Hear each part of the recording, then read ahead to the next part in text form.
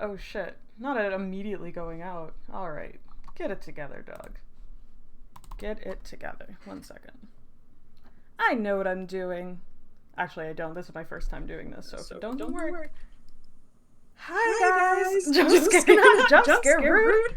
Rude and unnecessary. My hair does not look good. It doesn't look good. We failed. That's alright. It's fine. Everything can't work. I'm this tempted to just put it the fuck up. Just get immediately done. Joy on video. Yeah. I wanted to set up my webcam, so I worked really hard on it yesterday. This actually isn't a webcam, it's my phone. Whoa, crazy. You follow one YouTube video, and then you feel like you know how to do everything. It's insane. Your phone is recording my babe. Oh, shit. I know what I'm doing. Thank you. Okay. You guys are here for the trial. It should be better now. That's gonna suck to re-listen to on the VOD.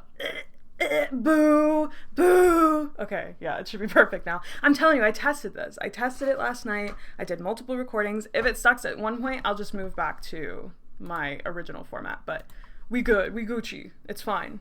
You didn't see it. These are the early to stream perk vibes. You know, you don't get this kind of thing unless if you show up like 15 minutes after the fact. I feel like this camera's all off center. Camera. Whatever. Let's close. Let's get some music on so it's a little less awful right now. Make sure it's not too loud. Let me know if you can hear it. Let me know if you can't. Welcome to the stream, everybody. We've got something wonderful planned today. Wonderful. Louder! You're too quiet. I'm too quiet? Okay. That's not good. Turn the desktop down. It doesn't feel too loud in my ear. Okay, much better. Okay. We love it. We love it. Audio levels, all that shit. I'm having to get used to you guys just seeing me in my element. I got a lot of... Here's some fun facts. So I've got, if I can position correctly, I've got a sun tattoo. You can't really see it. You got a sun. I got a sun tattoo here. And then I got a moon on the other side. I cannot position my head correctly. There you go. You can see it. Yeah, I made it really hard. I made like just moving my head like the worst. And then I've got a little flower tattoo right here on my hand. This one's easier to see. And this was done by an ex-girlfriend of mine. She wanted to like learn stick and poke, and I was like, oh, you could do it on me because I'm stupid. Just simple. I trusted her. You know, I think it turned out pretty good. I gave her a very simple shape. I felt like she couldn't screw it up. Yo, my hair is bothering me so much. It's insane. It looked so good last night, and now it's wet and all frizzy. Oh, well, test life, you know. Let me talk about the actual contents of the stream today, outside of just the webcam. Whoop, whoop. But wanted to do something different. Today, we're going to be reading a story that I wrote. Like, I consider this to be the first completed novel I ever did. And it's called Volcano. I'm readjusting in my seat. I'm not just getting up in y'all's grill. It's really bad. It's really bad. The last time that I read it was with my husband. Frog flaps here in the chat. The last time I read it was with my husband 6 years ago. And it was awful. And we laughed our asses off. And it's I don't remember too much of it. So I feel like it's going to be like, it'll come back to me slowly over time. But it's a treat. It's a treat for the ears and the eyes. This is going to go so hard. It's going to do something. It's going to be... I was 12 or 13. I want to say I was 12, but I made the character 13, and I made all the love interest. And I say love interest plural. Yeah, get ready. Love interest plural, 13 years old. And I only can remember that I was heavily inspired by Twilight. Who wasn't? And I was going to make 6 parts of the series, and they were all going to be, called after natural disasters. So this one's called Volcano. Creative name, I know. And then I remember that I started writing the sequel, and it was only 3 chapters in, and it was called Hurricane. And it was not good. It was not good. I'm reminded of when my mom read aloud my first Chrono Trigger fanfiction and still makes fun of me about it today. No! It could have been worse. Chrono Trigger is cool. And how old were you when you wrote the fanfiction? And your mom read it aloud. Was she doing it like in front of your family? I have so many questions. See, I didn't have my parents never got the chance to embarrass me because I would embarrass myself before they could embarrass me. I can't remember. I was probably in elementary school writing fan fiction. Damn, Carrot, you were ahead of me. I didn't start fan fiction until I was 12. So this was like I was probably writing Dragon Ball Z fan fiction alongside this. Like 100%. I was so proud of her and I wanted her to read it. See, that's how I was. I would always just shove my shit down other people's throats. And I still do it. That's why I stream, you know? What is this other than just shoving my stuff down your throats? Okay, I'm sorry. I can't do it. I have to put my hair up. It's actually bothering me. So give me just 1 second. I'll just leave it up. There's no sense for a BRB screen. Be right back.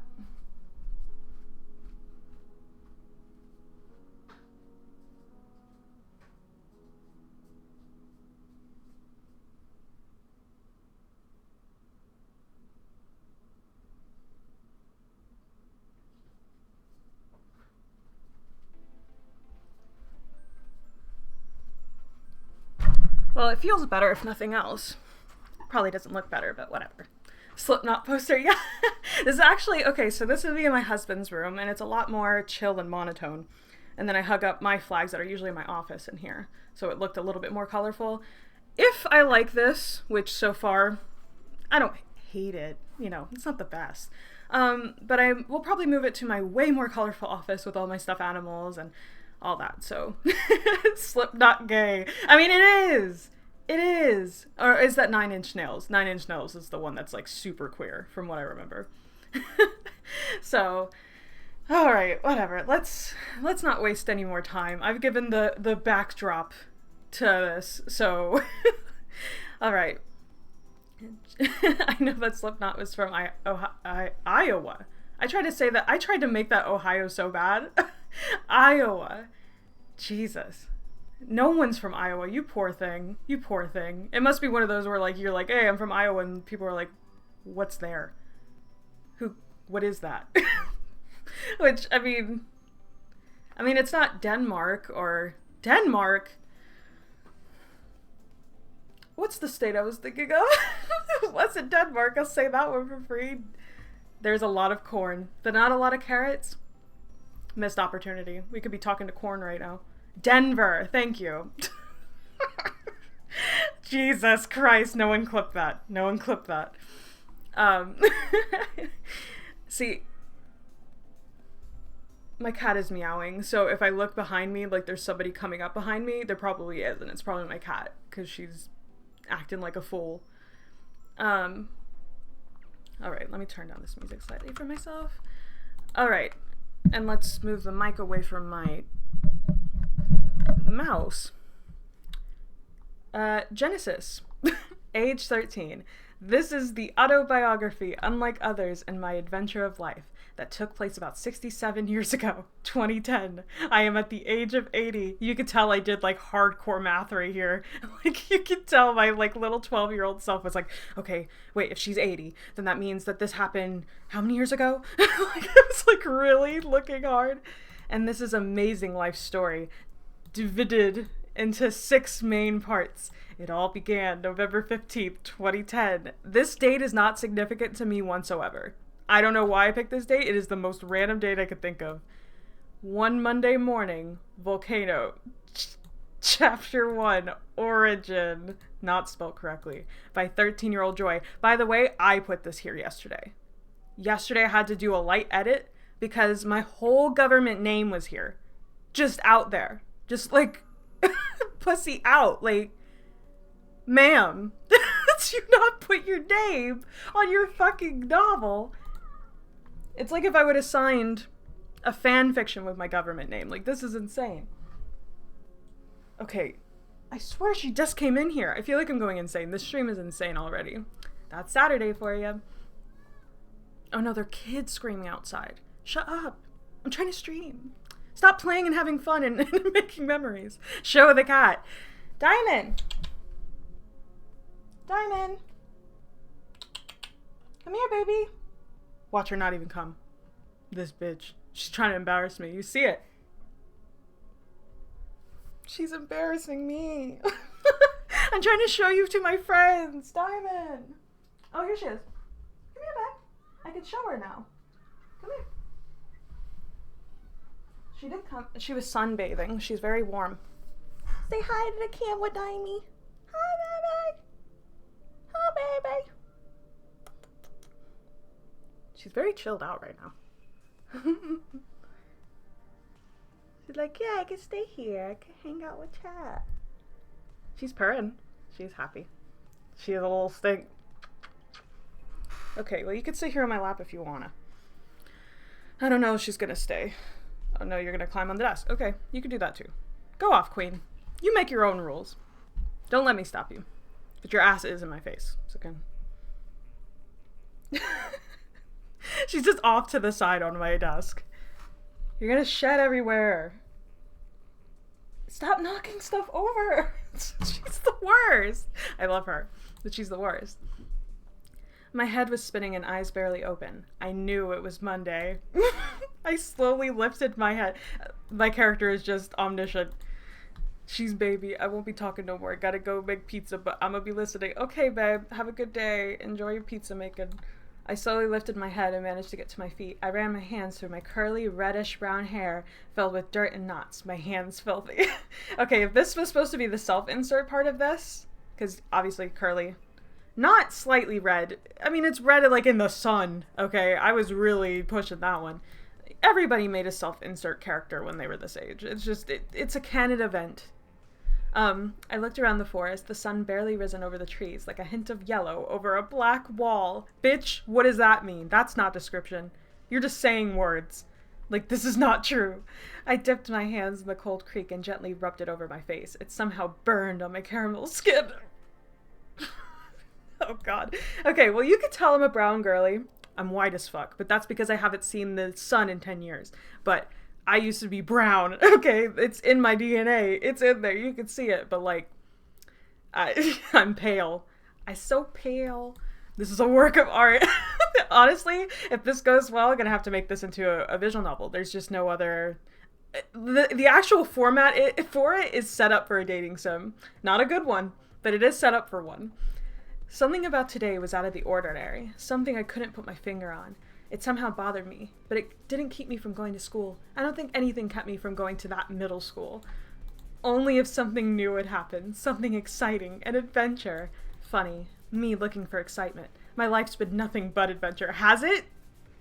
Can we read about it? Or are you just saying shit? Reason why? Well, legend tells Mom was from way back. The 80s. She was not any ordinary person. She was a large red bird with the will to fly and feathers like fire. As you can probably guess, she was part phoenix. But you didn't even give us a chance to guess. You just told us. And you spelt phoenix wrong. Stupid 13-year-old. Like me, crazy, right? All I know... Okay, she's saying right here that her mom is part phoenix and that she's also part phoenix. All I know is that there was 10 shapeshifters remaining. I have no absolute background knowledge on the subject, so in other words, I'm screwed. Oh, okay. I guess I just wasn't meant to know, apparently. My mom wasn't a good guy, and I have, like, a curse. Whatever the curse, maybe if Pennsylvania isn't cursed. Okay, first of all, run-on sentence, but also just not a sentence. And why are we in Pennsylvania? What the fuck is in Pennsylvania? I'd never been to Pennsylvania in my life. I think I just, like, closed my eyes and, like, picked a spot on the map and was like, yeah, that's where my main character's gonna be. And if this is Twilight inspired, I know that Twilight's like in Washington. And I was like, okay, well, we need to go north. So I went to Pennsylvania, and I might have remembered, like, my mom is obsessed with, like, the Civil War and shit. So I was probably thinking of, like, Gettysburg. And I was like, just put my character there. I don't know. Fuck it. Why not?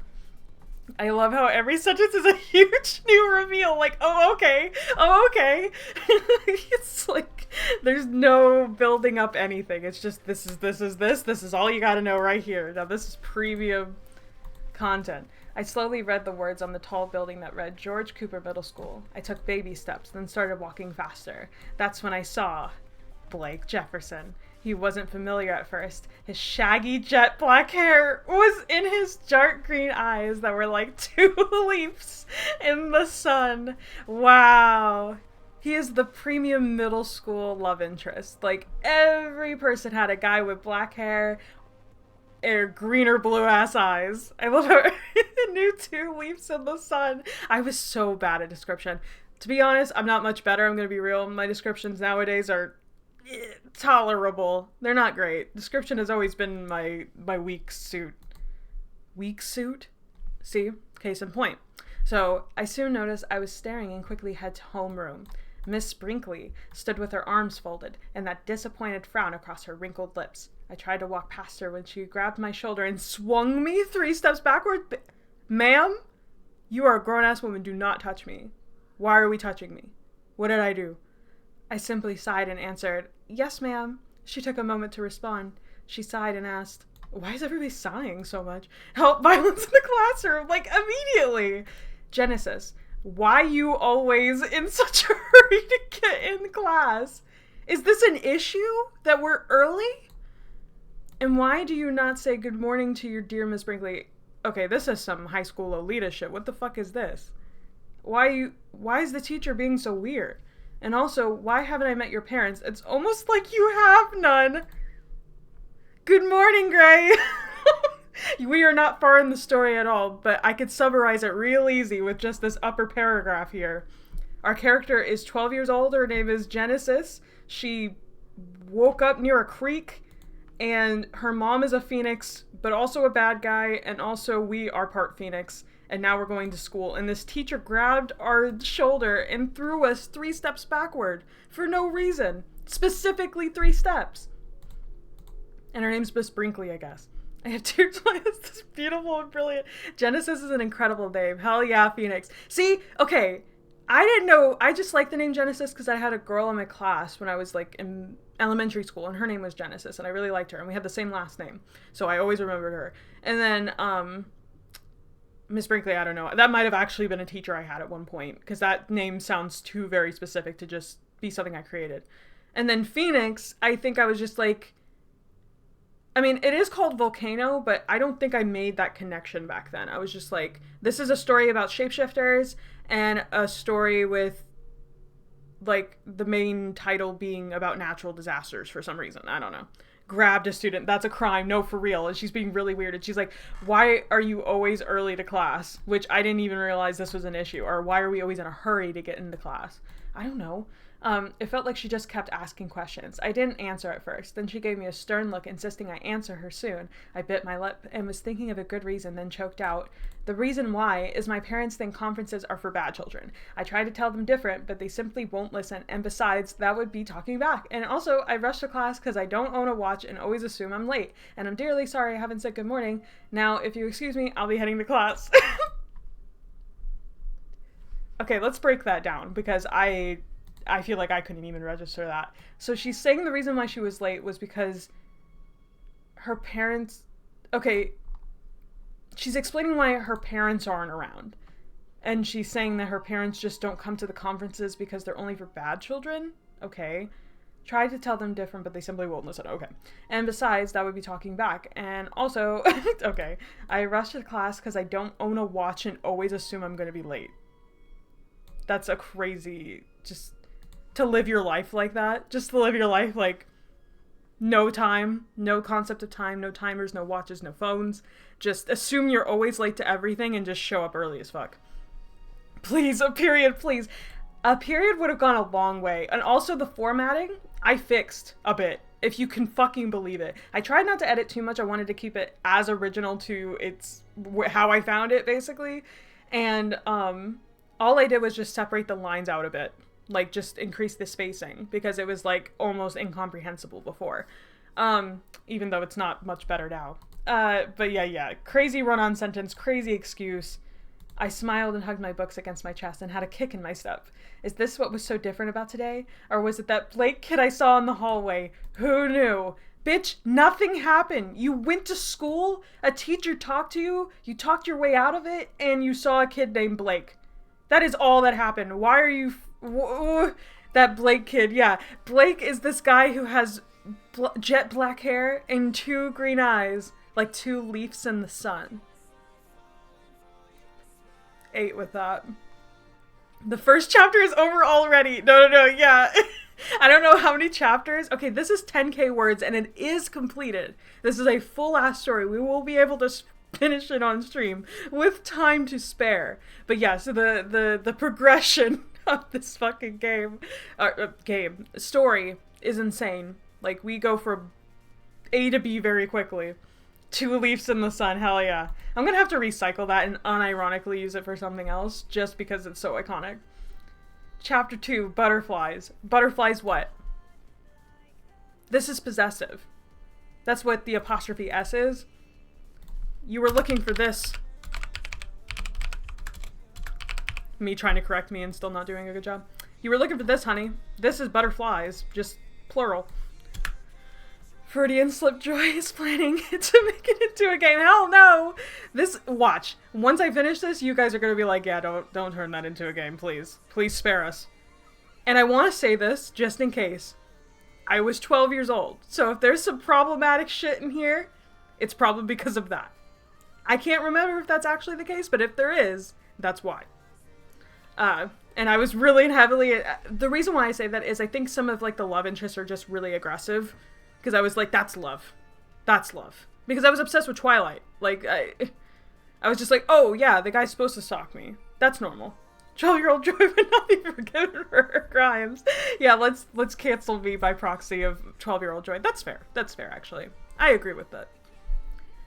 Honestly, after I finish this, I might actually feel like that's going to be the correct means of dealing with this. He's supposed to watch you and you're just like, hell yeah. That's love, everyone. Everyone knows that. Hi, Nayuki! How are we? We're reading my first story ever, and it's really, really bad. But if you...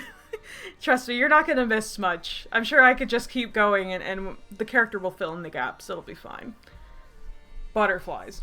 I felt a weird feeling in the pit of my stomach. Was it butterflies? Little specks fluttering in my stomach, and me always forgetting what I was doing every time I saw Blake.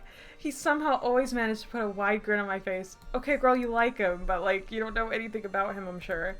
It's funny how just the sight of a person could bring such big emotions to the heart. Yeah, it is funny, because it's ridiculous. It's ridiculous you feel that way already. I walked to the lunch table, a little faster than usual. Suddenly, crash! I fell right on my back, unsure of what just happened. I looked around frantic. All I saw was about 5, 10, maybe 15. All I know is there are a bunch of strange people around me that I barely knew, but one stuck out. The green eyes digging deep into my soul. I like how he is also one of the strangers she doesn't know. At least she's aware of it. Seeping into me like water in a sponge. Okay, you know, this could have worked. I see where I was going here. I don't think I executed it very well, but I tried. I soon opened my eyes wider to show I was awake. I wasn't hurt, but all the attention was nice. Not us falling in the middle of the lunchroom and it's like, this is embarrassing and everybody is looking at us, but oh my gosh. Girl, get up! Get up! What are you on the ground for? He finally saw I was alive and smiled. She's alright. No harm done. This man is 13. He is not a man. He is a child. These are all children, okay? Like, in the context of the story, I didn't even write older characters. These are babies. Then he helped me up. I dusted myself off. He put out his big hand and said, hi, I'm Blake. I shook his desperate hand and pulled the hair from my face and stopped and looked at my hand, still in his grip. He pulled away nervously and asked, and you are? I was confused. My what? Your name. You do have a name, right? I felt so stupid. Oh, it's Genesis. Pretty name. I like it. I put my head down and smiled at the compliment I just received. He seemed to notice I was smiling, but it didn't bother me. Then I asked, are you new here? No, bitch, you didn't ask. That's a period. Question mark was what you were going for here. He smiled and said, yeah. Then I noticed we're in the middle of a lunchroom with no lunch. Criminal. And I started walking back to the lunch line when I could hear him moving slowly behind me. It was a little uncomfortable, so I walked slower, so we were walking side by side. I could almost swear he was reaching for my hand, but I think I bumped my head a little too hard. Then I remembered I'm half Phoenix. It didn't hurt at all when I fell. Okay. Which one is it? Chilling with you, I am drawing Shay and Chris right now. Are you really? Oh my gosh. I can't wait to see it. I'm so excited. Every time, okay, life hack to make me feel just amazing is just to bring up Chris and I'll be like, I'm all ears. What do you want to talk about? What were we talking about again? I'm listening. Chris? Wow. He does something to my brain. It should not be normal for you to conjure something in your own mind that brings you as much comfort as Chris brings me. I don't think that should be a thing you can do. It feels like cheating. But I'm grateful for it. But yes, Ultimate Meet Cute.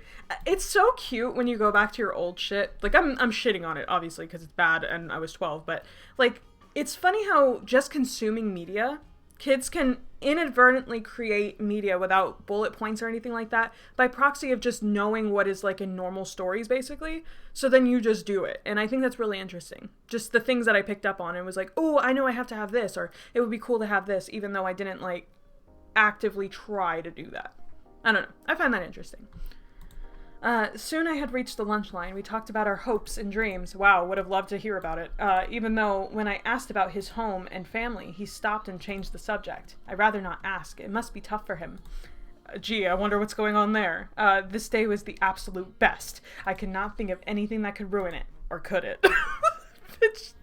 She is everywhere at once. I walked out of the school with a smile on my face when I met Sean Richardson. Why is every man, every child, every boy in this fucking story have the last name Jefferson, Richardson? Why is everybody a name son? Sean Richardson, incredible name. And also, I'm surprised I spelled Sean this way. I feel like if I was a child, Sean would have been spelled this way, but good on Joy for stepping out of her comfort zone. Like, okay, so chapter 2, what had happened in chapter 2? At least something happened. We met Blake. We had a meet cute. And that was it. It never explained how we know Blake. I'm assuming it's just because they're in school and everybody knows everybody's names. And we think he's hot. That's about it. And we talked about our hopes and dreams, and he also doesn't have parents, I guess. Remember when I was a kid and I saw Sean like that in a book and thought it was pronounced scene? Yeah, I mean, that makes sense. I think everybody's had a thing like that. It's like, it should be pronounced that way, but language is stupid. So, chapter 3, the big picture. Wow. Hey, you found it. I've been looking everywhere for it. I look down. I love how it's not specific at all. Like, what is this me trying to generate mystery? I looked down and there was a skateboard right in front of me. To think I would have tripped over it and fell again. Yeah, immediately. Like, not even like a couple sentences in between. Fell again. I turned around and there was a dirty blonde, blue-eyed, light-skinned boy waving over the crowd. I bent down and picked up the flaming print on the back of the board. No, you picked up the board. You didn't pick up the print on the board. Suddenly, in a flash, he was right behind me. Thank you so much, girl. I thought I had lost it for good. No, you didn't. You just said... I guess he said he was looking everywhere for it, but could he not just find it? The conventions of this are actually breaking my brain a little bit. You're welcome, I said. I'm Sean, you? I thought a moment, then said, I like how she has to think about her name. Every time there's a boy within like an inch around her, she's like, where am I? Who am I? What are we doing? I'm confused. Genesis. He was very handsome, seemed to be very outgoing, and very athletic. And very, very. For a minute, I almost forgot about Blake. Damn. Homie hoppin'. I broke the silence with a simple but good question. So you like to skateboard? Again, not a question. This is a period. This is a statement. He took a minute. Yeah, it's fun. I like the wind in my hair. It feels good. Almost like flying, you know? Like the hawk. So graceful, strong. Oh, yes. Yeah. Tell me all about hawks. Sean Richardson. Real name. I like the way he had such a great, truthful answer to my question. Do you? He asked. I felt embarrassed that I had no good answer like he did. I frowned and nodded my head no. For real? Then you haven't lived, Gigi. I do remember writing this, and I remember being like, okay, I want him to give her a cute nickname. And her name's Genesis, and I could have been like, Jen, Jenny, G, Sis. That would have popped off. But this is what I settled for. And this is even funnier because I, IRL, have a Gigi, like a great grandmother, and we call her Gigi. So it's crazy for me to take that knowledge and apply it to this cute boy that I'm fantasizing about with my self-insert ass character and going, GG. Good game. I mean, okay, gamers weren't a thing back here. This, what, 2010? I mean, kind of, not really. No one was saying GG. But, like, it could have been that if I'd known. But I think it's crazy that this is what I settled on. And I don't even think I liked it back then, but I was like, I don't know, that's the best I can think of. I stopped and tilted my head. And so did chat, because what is this? Tilted my head. Gigi? He spoke with a huge grin. Yeah, I like that. It fits you. You seem pretty cool. Does she? What did she do? I smiled. It was nice knowing I already had a cute nickname, Gigi. This is me trying to convince me that this was a good idea. I liked the way it passed through my lips. Suddenly, I heard a voice behind my head. It's Genesis, you monkey! He turned into fucking Ghetto from Jujutsu Kaisen. Why is he calling us that? Relax, said the voice. Suddenly, I noticed it was Blake. Oh, shit! Sean simply looked at him with a small amount of emotion. It's my nickname for her, you hippo. The girls are fighting. The girls are fighting. What's going on? The animal name calling was a little unnecessary. I have to agree. That's one step too far. I mean, you gotta break this up before it goes completely out of hand. Blake and Sean are such 2010 boy names. Yes, okay, so Blake, everybody, 2010, come on. And then Sean, I was a wrestling fan, and I was obsessed with Shawn Michaels. And that's another reason why I think it's weird that I spelled Sean this way, because it's like, I like Shawn Michaels spelled S-H-A-W-N, but, I mean, maybe he's Irish. That was a horrible Irish accent, I am so sorry. That night, I thought of wait, what happened? Okay, the animal I soon broke up the mean conversation. They turned to me and both said, sorry! They glared at each other and both said goodbye. Whoa, that was crazy. That night, I thought of Sean and Blake and couldn't understand why they were fighting. I wonder. I like how I'm trying to generate suspense.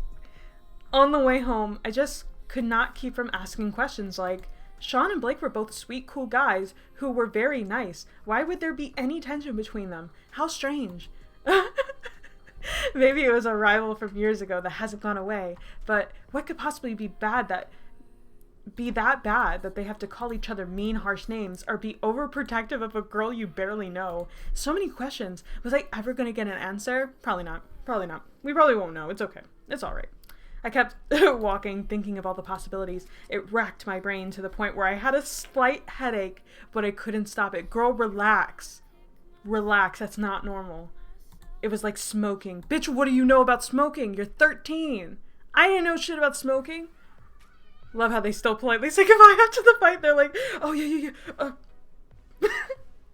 Kings. I finally arrived at my little hut at the edge of my pretty creek. I looked at my little hut, completely made of weaved grass, its cone-shaped roof with its rounded bottom and dirt floor. This is so descriptive, wow. It's like I'm there. I stepped in slowly and looked around. It took me only 4 months to create my house.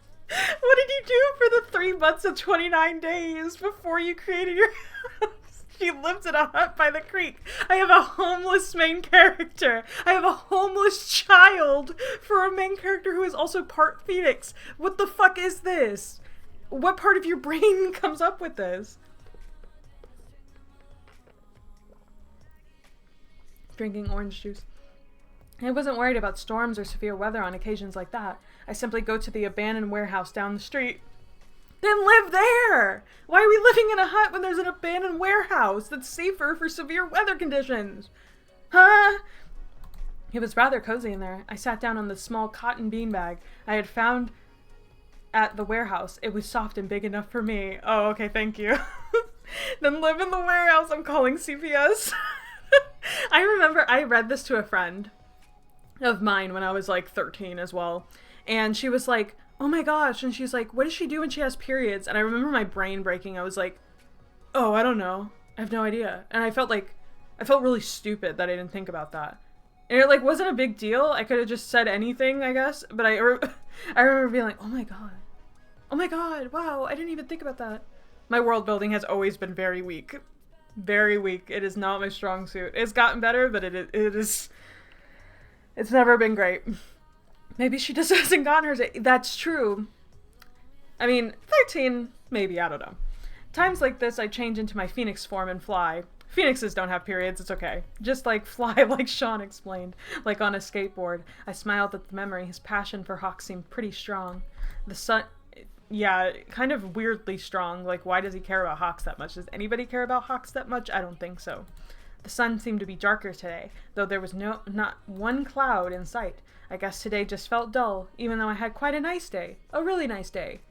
Bitch, okay, didn't she say earlier that it was like the best day fucking ever after just seeing Blake once? Like, which one is it?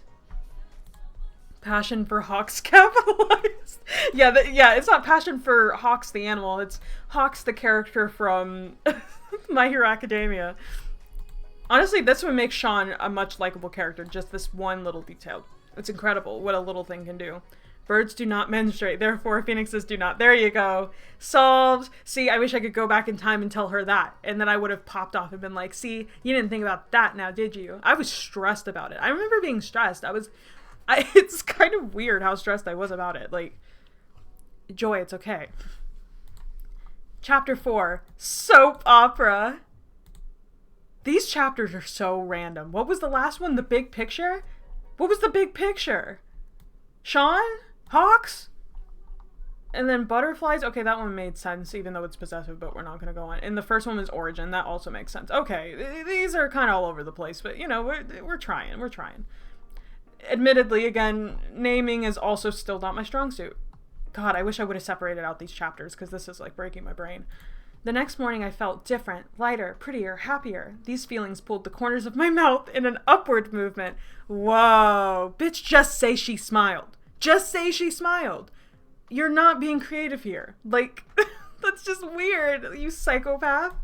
I walked to school, waiting to talk to Blake and Sean. This thought seemed to make me walk faster. When I stepped in the building, Blake was sitting right next door to my desk. He smiled, watching me, till I sat down. I put my books and pulled back my hair. It looks like he was fixing to say something, but didn't. I finally spoke. So, what did you do yesterday? He shrugged his shoulders, and he had a goofy look on his face. I chuckled. He finally spoke. I went to my house and just chilled. Real man dialogue, honestly. This is par for the course.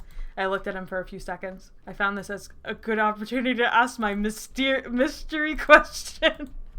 Mystery question. What other kind of question is there? Real boy dialogue. What's up with you and Sean? He seemed... Who are we talking to? Blake? Oh, okay. He seemed shocked at my question. Well, you see, me and him, we felt... I love how I also spelt it S-H here instead of S-E, even though the name is Sean, because I also realized it would be silly. This is crazy. Well, you see, me and him, we fell in love with a girl by the name of Valerie. And he, well, stole her from me, and I just can't forgive him after that. Whoa. The lore deepens. She died? Wait, I thought he just... Did she die? Then what happened? I said slowly. He looked up with a pain in his face. She will died! Okay, yeah, she did die! I didn't even read... She died? From what? His voice broke. I couldn't believe what I just heard. She died? He looked at me with a look I hadn't seen before. Yes! He screamed at me. He screamed at her. I backed away. Backed away. He didn't seem to care how I was feeling. Damn. He finally managed to speak. I'm so sorry. I didn't mean to get mad. Just bad memory. She died from a bad seizure. It was hard for me and him, but the hardest part is that I didn't get to say goodbye. I gave my sympathy to him. He deserved it. Poor guy. Yeah, we can fix him. By the end of second period, I was hungry. Then I saw Sean in the hallway. Wait. Back up, bitch. Okay, so Blake and Sean were both in love with a girl named Valerie who died, and they're like 13, so she died at like 12 or 13 by a seizure, and he was mad at Sean because Sean stole him from from him, even though... What? That's horrifying. Yeah, I could have been a horror author. This is actually a horror story. Surprise! I don't know. I meant this to be like paranormal YA romance, I think, was what I was going for. It's just kind of psychopathic, honestly. I gave my sympathy to him. He deserved it, poor guy. By the end of second period, I was hungry, damn. And then I saw Sean in the hallway. Hey, Gigi! I waved at him and walked on. Oh, he ran in front of me and blocked me. Where are you going in such a hurry? Why is everyone stopping Genesis from running everywhere? Let her just do her. Like, she's got places to go. She's a girl on a mission. I see the vision. Love triangle. Girl has magic powers, maybe. A child has died. The trauma. Yeah! I got all the ingredients. I'm just not cooking, you know? It's like how you can have all the ingredients to make spaghetti, but you could just make it all wrong. Like, and I think that's just what young writing is. I stuttered, looking for an answer. I began to speak, not knowing what I was trying to say. Well, I stopped. What's wrong? He asked. He didn't ask. He just said, what's wrong? He asked. Valerie, I whispered. You know! He yelled. His chest seemed to get bigger. His face red like a fire truck. These men are insane. Help! Run away! This is terrifying. What is this? He broke down to the floor and held his head in his arms. He seemed to sob, but wasn't. Okay, that's even weirder, to be honest. I walked around him and knelt down beside him and rubbed his hard back. He soon got out of his stance and sat down to face me. I'm so sorry, I said. Don't be. You didn't know I'd act like this way. I just loved her so much, and that monster stole her from me. I was confused. Get these children therapy. Like, they're actually going through some shit. If they had a girlfriend that just fucking up and died, like, in the middle... That would be traumatizing for anybody. I was confused. What? I thought you stole her from him. He looked up at me. Is that what he told you? I nodded my head. He smirked. That jerk. The reaction. Just immediately having like a mental fucking breakdown at just hearing that girl's name. And then being like, he said that? That jerk. Can't be so fucking for real. What? He got up and he put his arm around me. It wasn't weird like you would think he needed a friend. Oh, okay, I didn't think anything, but I like how I was assuming that people would judge me immediately and was like covering my bases. I'm like, no, it's not as weird as you think. Like, it was cool, guys. Just see my vision here. He needed a friend. We walked to the lunchroom and sat down. He didn't seem mad anymore. Matter of fact, if you weren't there, you'd think nothing happened. Oh, okay. He's just... So I was thinking that after school I'd show you how to ride a skateboard. I smiled and thought about it. Wouldn't your parents wonder where you were? He smiled. Nah.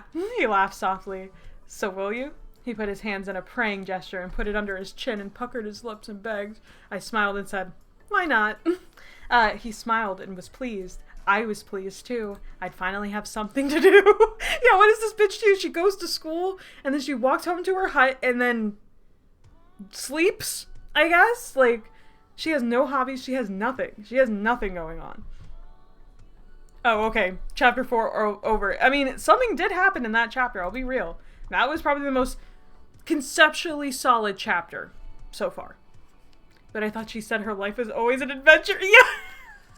She was like, but it was. We just weren't there for that part. But this is the real adventure, though. The story we're telling now, crazy. Her years from 9 to 11, insanity.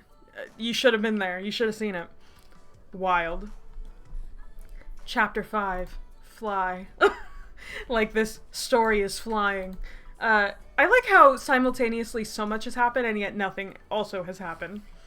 That's brilliance, honestly. Okay, now what I want you to do is stand carefully on the board and keep your balance. Just keep your balance. Just do it, okay? I stood on the board gently and spread my arms apart, T-posing, and I stared at Sean, waiting for him to tell me what else to do. Now, take your right or left foot and kick you forward, and then when you get enough power, lift up your foot that you're kicking with up and glide and steer with your body. Got it?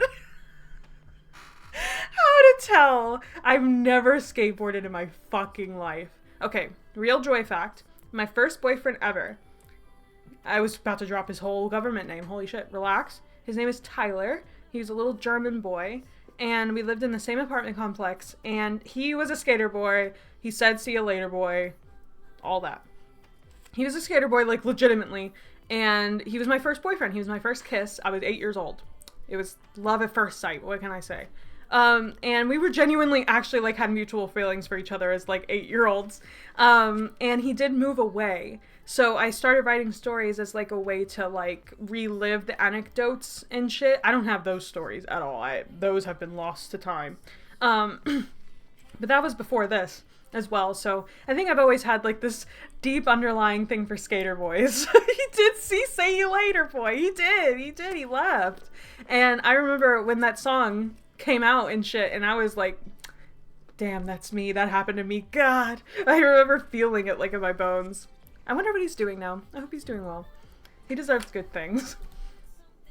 Oh gosh. Okay, so yeah, I don't know anything about skateboarding outside of watching him do it. So I was like, yeah, that's skateboarding, sure. And also this as an instruction for someone who is a skateboarder and is showing somebody how to skateboard, this is not helpful whatsoever. I nodded my head to let him know I was ready. I took my foot and kicked me forward. I was going at a steady pace and vroom! There I went. He was right. It did feel like flying. I spread my arms and crash! Dude. I love how onomatopoeias are, like, just not a thing we use anymore in writing, really. Like, I mean, I guess we do, but I'm so literal with them. Life-changing. Indeed, it was life-changing. I opened my eyes slowly. All I saw was a blue sky with little clouds. All I heard was, Gigi, Gigi, Gigi, you there? I feel like it's so unnatural to say it this many times. He saw my eyes slightly open. He smiled and took my head and jammed it into his chest. I could hear his heart beating, oh so fast, like drum beats. He took my head out of his grip and kissed me right on the cheek. He seemed to notice the shock in my face, and mine, and went on. I was so worried. No more skateboard rides for you. Not ever. Okay. Whoa. Okay, now. Isn't it a natural part of learning that you're just gonna fall, especially on a fucking skateboard, Sean? At least give us a chance. It was just one shot done. He was like, oh, you couldn't fucking do it. Okay, you can't do it anymore. I'm trying. Come on, man. Come on, 13-year-old boy. He seemed to notice the shock in my face and went on. I was so worried. No more skateboard rides for you ever. I didn't argue. I knew he was right. Not a feminist. I stood up and dusted myself off. He swallowed.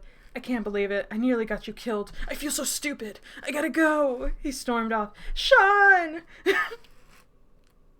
Have you guys ever played Heavy Rain?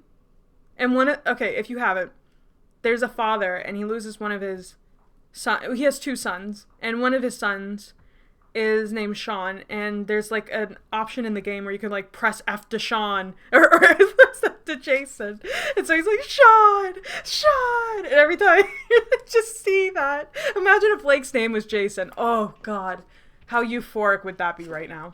Letting a man tell you what to do. Fake feminist. OMG, I haven't played the game, but I have seen that scene. Sean! Even Nayuki's seen it. Jason! I fucking love it. Please, for the love of God, watch somebody play Heavy Rain. It is so funny. Oh my god, so good. I hate David Cage. You know what? I'll say it right now. This story is probably better than Heavy Rain. I'll say it. I'll fucking say it. I'll go toe-to-toe with David Cage right now. My 12-year-old Joy could beat David Cage any day of the week in a writing competition. Sorry. I mean, look at this. This is drama. David Cage wishes he could. He wishes. He's also with somebody laughing all through the chase scene. Yeah, where you could, like, purposely fail and trip over chickens and shit. Oh, my God. So good. So good. I'll probably plug my favorite streamer for a second, because he did this thing called Cage Miss, where he played all the David Cage games from the very first, was just like Fahrenheit, and he played all the way to Detroit Become Human, and I love Detroit Become Human, but I have a very complicated relationship with it. But anyway, he played all of them throughout the month of December in like 2020, and they're so funny. His name is Joseph Anderson, and he streamed all of them in Cage Miss. It was so good. If you guys are interested, I'll link it to you. But it's like one of my favorite streaming series that he's ever done, and like just him critiquing that entire fucking game series is incredible. David Cage is a hack, and I hate him. And 12-year-old Joy could take him every day of the week. Anyway, where were we? Sean? Wait up, where are you going? It wasn't your fault. He turned around and I stepped forward. He did too. I know this might sound crazy. Oh god, I don't like this. This is going. But GGI. He paused. What? Never mind. I took his hands in mine, and he didn't look at me. He just kept looking down. I took his chin. And my girl. Oh, okay. Not my girl being like, come up here, baby girl. Connor slapped Hank. I love Connor and Hank.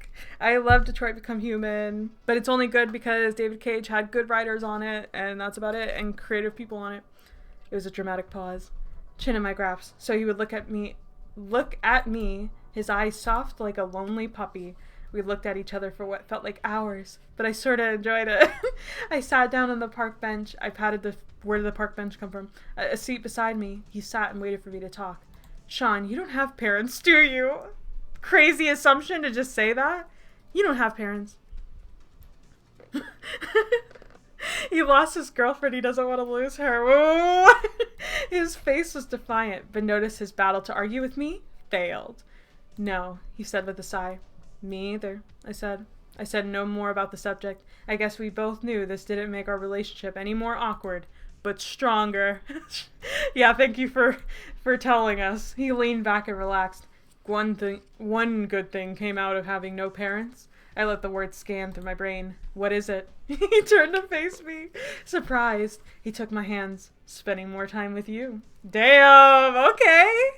You know what? I'm gonna be real. The timing of that, like the pacing of that, wasn't that bad.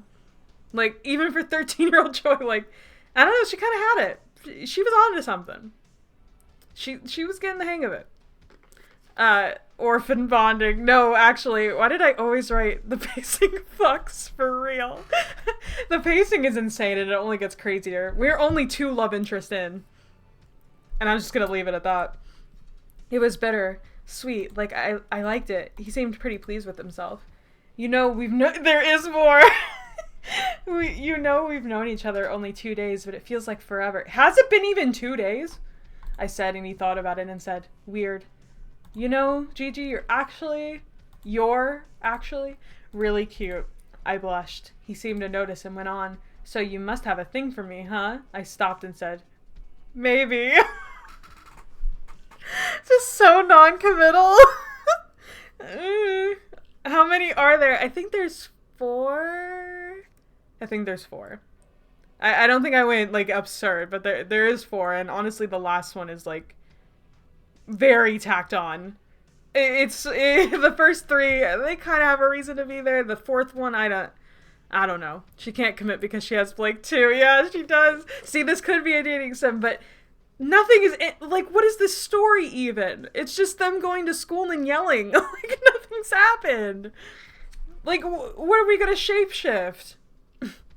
So you must have a thing for me, huh? Maybe. I was surprised by how easily the words passed through my lips. He had because it was a non-committal answer. He had that smile I loved more than anything. It showed the real softy in him, mushy like a marshmallow. Damn. We talked for hours and hours. Again, would love to hear these conversations, but I guess we're just going to talk about them at a time. Before I knew it, it was sundown. I rested my head softly on his lap and passed out. Where is the volcano, Joy? I'm going to spoil it for you. There are no volcanoes anywhere in sight. We're in Pennsylvania. I don't think there's a single volcano in Pennsylvania. I don't know why it's called volcano. It's not even because she's a phoenix, which would kind of make sense maybe if I, like, really sat on it.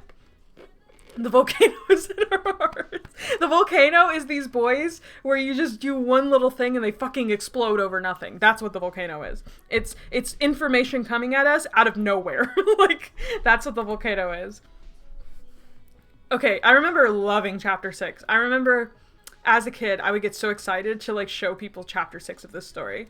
The last volcano to erupt on the East Coast happened 35 million years ago in Virginia, called Trimble Knob. Is that real? Or are you trolling me right now? Because that sounds so fake.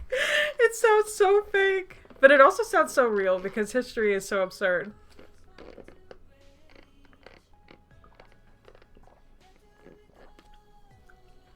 Somehow we ended up listening to the Boyfriend Dungeon original soundtrack, and this is going really hard. I've never played Boyfriend Dungeon, but I might now. Trimble Knob is amazing. Yeah, what does that even mean? Oh my gosh, wait. Let's go down a rabbit hole real fast. Trimble Knob, located southwest of the Monterey in Highland County, Virginia, is a conical hill composed of basalt of volcanic rock, is the eroded remnant of what was active. Damn, I love that our streams are educational. Trimble Knob is an isolated canonical hill. It is an otherwise relatively flat alley, surrounded by farmland. The peak of the hill has an elevation of lies along the peak side. Okay, but what does trimble mean? Definition. Trimble, countable and uncountable, a surname, a number of places in the United States, an unincorporated community. Okay, so it's just a name? Or countable and uncountable? Huh. I don't know why, but Trimble I thought meant something. It's the closest I could find. The MC's name should have been Trimble Knob. Would actually be improved. Chapter 6. Lions and tigers and bears, oh my. Then Sean could call her TT. So stupid, dude. TT honestly is a better name than Gigi. I'll say it straight up. I think that sounds better. I saw the sun creep over the trees slowly. I sat up on the hardwood bench. Sean! Sean! He was nowhere in sight. I looked around. Nothing. How strange. Where did he go? I don't know. Home? Home? He's not homeless like you. OMG, is this a new love interest? Then I saw a huge black silhouette. It came closer. Bear! I almost got up when a young man was sitting right beside me. I'm Drake. He stood there with a non-nervous expression. What does that mean? Just a neutral expression? I somehow managed to tell him who I was. Genesis. Like the singer! Yeah, it's Aubrey. It's Drake Aubrey. Wow, he's here. He looked at me with a smile. All I kept thinking was a man. He's hot! All I said was I wouldn't worry too much about those bears. Completely harmless. I was a bit confused. How do you know? He looked at me. Babe. Babe, I've studied those bears long enough. In my 13 years, I have all the bear knowledge. I know about all the earth signs, okay? I am an earth sign expert. Extraordinaire expert. He's a bear aficionado at 13. Babe, I've studied those bears long enough. You deserve an Emmy for that line. I'm actually wheezing. So dumb. Oh, his voice was also hot. I got up and started off to school. He yelled after me. Genesis! Did we even tell him her name? Oh yeah, we did, okay. I stopped in my tracks and turned around. Yes, guy I barely know? Hey, that hasn't stopped you before, girl. You have 2 guys you barely know in your roster. What's one more? He stood chuckling. He was pretty buff for 13.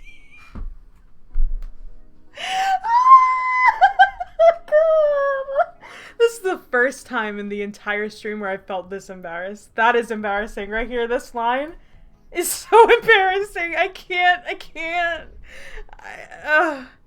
My brain hurts. This 13-year-old is working out.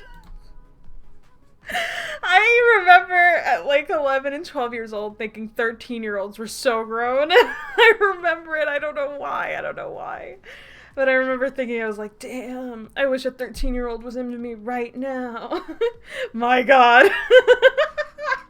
Where are you going? I looked at him with a smug look. School is appropriate for my age, he smiled and asked. I mean, she kind of ate with that line. That's not bad. He smiled and asked, which one? He didn't ask, he just shouted it. Which one? Cooper. He smiled real wide. Me too. I waited for him to catch up with me. Hey, let me ask you something. What are you doing sleeping on a park bench anyway? Again, didn't ask. But, you know, good question, if it was a question. I tried to remember what in the world I was doing. I was talking with my friend and I fell asleep. Damn, she friend zoned Sean. You saw that? She said friend. She said friend. Because she's home. She's gonna reveal it. Oh, we made it in... Oh, that's all you had to say to that? Oh.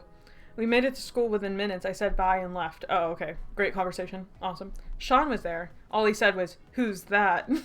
Oh, that's Drake. I met him in the park. Where did you go? He didn't seem concerned with my question. Only who Drake was. He's a singer! Everybody's heard of him. You know, Kiki, do you love me? And he's a bear expert. Everyone knows that. But he answered anyway. I had to get some new clothes on. Sean, can I ask you something? He looked at me and then said, you can tell me anything. Well, she said, can I ask you something? He didn't say we could ask him or not. I'm nitpicking. Well, what was that kiss about when you found out I was alive after the skateboard incident? Damn, she's just calling him out. She's like, why did you kiss my cheek? Why did you do that? That was kind of weird for you to do. I didn't ask for that. He waited a long time before he answered. Because, Gigi, I really like you. I was pretty stunned. I tried to act like nothing just happened, but it dug deep into my soul. I tried to speak, but nothing came out. I tried to walk away, but my feet were glued to the floor. I tried to tell him how I felt, but the words spoken clenched deep in my animal heart. We were on to something and we just lost all momentum right here. Bitch, you are a bird. That barely counts as an animal. Like, what? I think it was me trying to remind the audience that Genesis is half Phoenix. Because I keep forgetting too, because that hasn't been relevant at all at any point. So I wanted to tell him he was crazy. How no two people can like each other so quickly. I wanted to, but even I knew that was a lie. Damn. He stood staring at me like I was the most beautiful thing in the universe. All I could think of was things like, say something, you dummy. He likes you. You just stand there. Don't just stand there. Oh, okay. It was a miracle. I felt the air in my lungs. I spoke the two words that I felt in my heart. Me too. Whoa, this confession is like, damn. I'm so emotional right now. That's crazy. She said me too. Wow. Whoa. He smiled wider than any person ever should.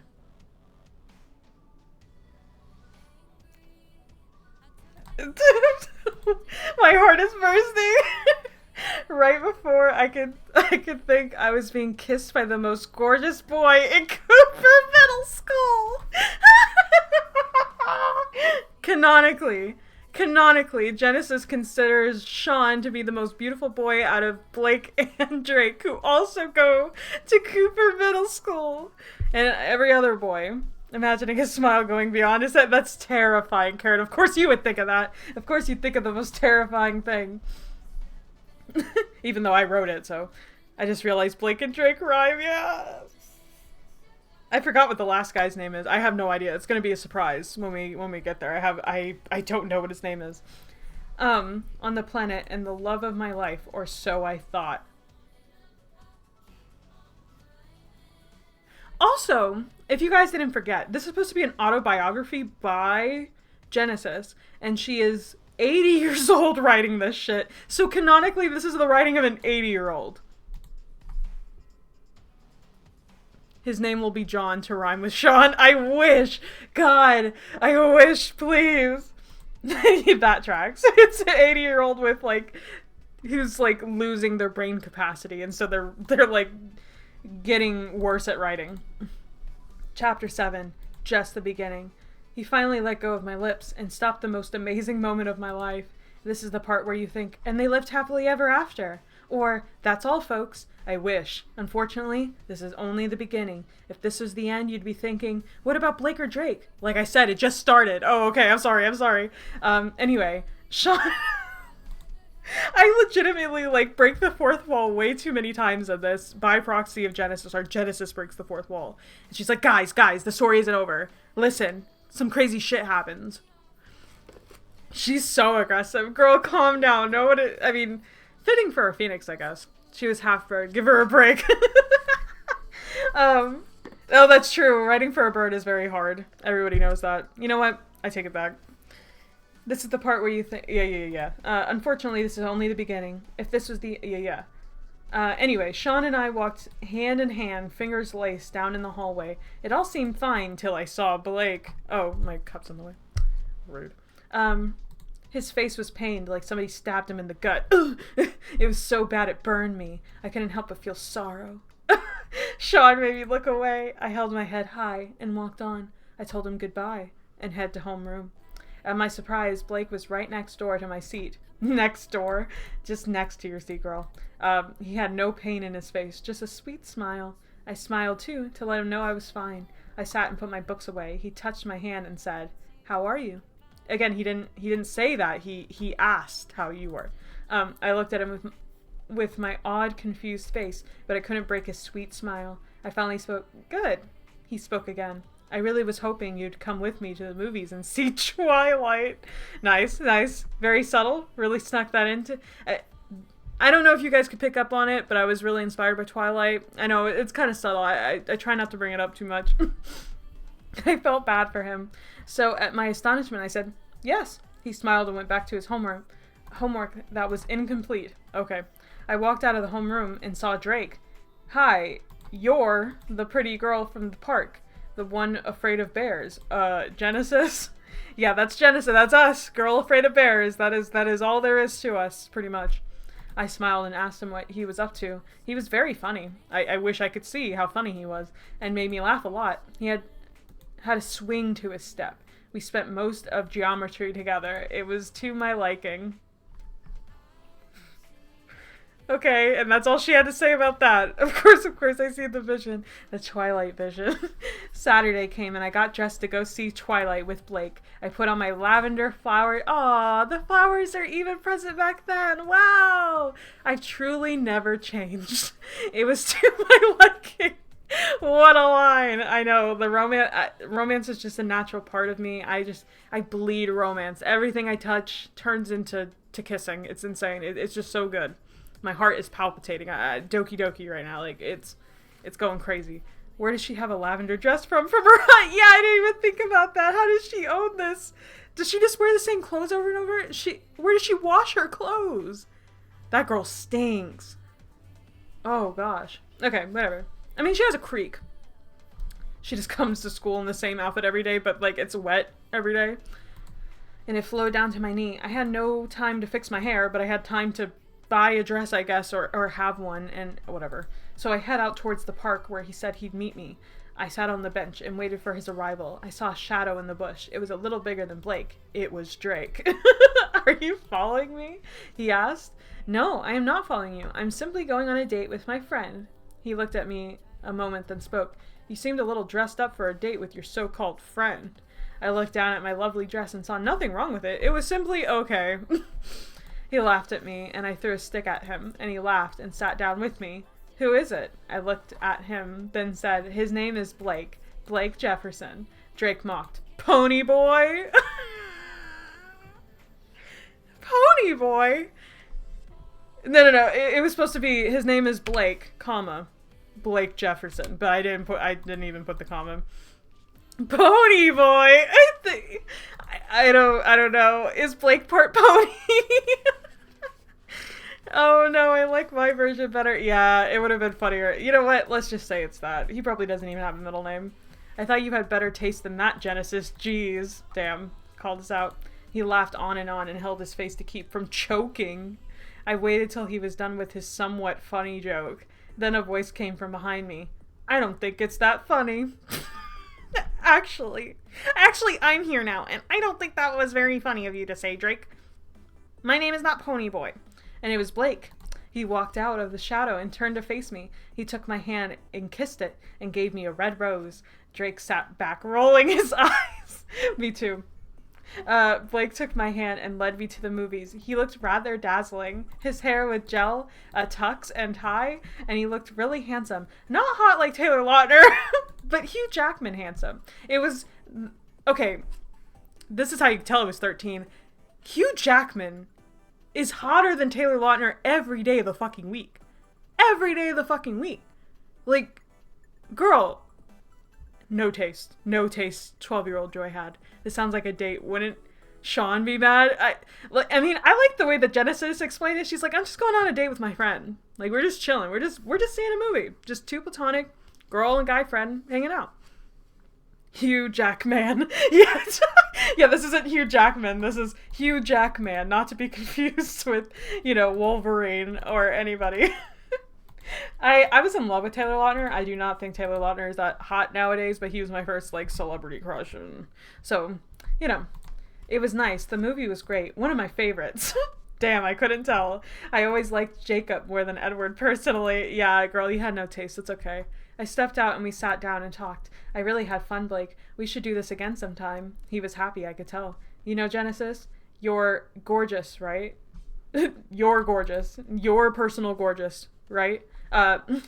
Flawless. Just amazing. Covered my face in embarrassment. He took my hand from my face and kissed me too hard, too fast, too much at one time. My eyes opened wider than ever, and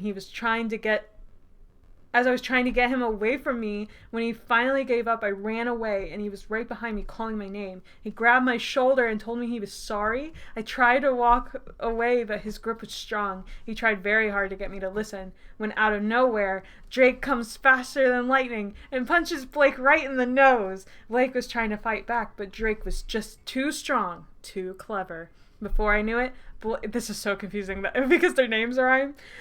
Blake was flat on his back with a busted nose, and Drake picking me up from the cold, hard floor. He looked at me. What did he do to you? I stared at his muscles enlarged. Ew! I answered. He kissed me hard. I tried to run away, and he grabbed me and tried to get me to forgive him, but hurt me. My words were weak. I could feel every muscle give up, and then I fainted. She said, Oyasumi. She was done. She couldn't do it. Chapter 8. To be aware. What an epic chapter. Again, stuff is actually happening now. We went on a platonic date with Blake. He forced a kiss on us. Drake was there for some reason. And Drake saved us from Blake, who was assaulting us. Epic. Not too bad. To be fair. No, to be aware. It wasn't morning. When I woke up to the stars, we were still... Wow. It wasn't morning when I woke up. The stars were still shining above me. All I saw were two large hands. Two large hands. At my hair. I kind of flinched and freaked him out. Soon I was standing up. He looked down, embarrassed. Thanks, Drake, for saving me back there, even though I could have handled it myself. Okay, girl, if you could have, you should have. That would have been the time to do it. Set him on fire, girl. Do something. You didn't do anything. You just ran. Okay. He looked up and didn't smile, but nodded his head yes. I sat back down next door to him. Why did I keep saying next door? Just say next to. Crazy. He took my hand and held it close to my face. He sighed and began to speak. Do you like me? I sat confused. Where did that come from? But even I back then was like, that's so random. Why would he say that? But I answered anyway. Yes. He seemed pretty pleased with that answer. He smiled.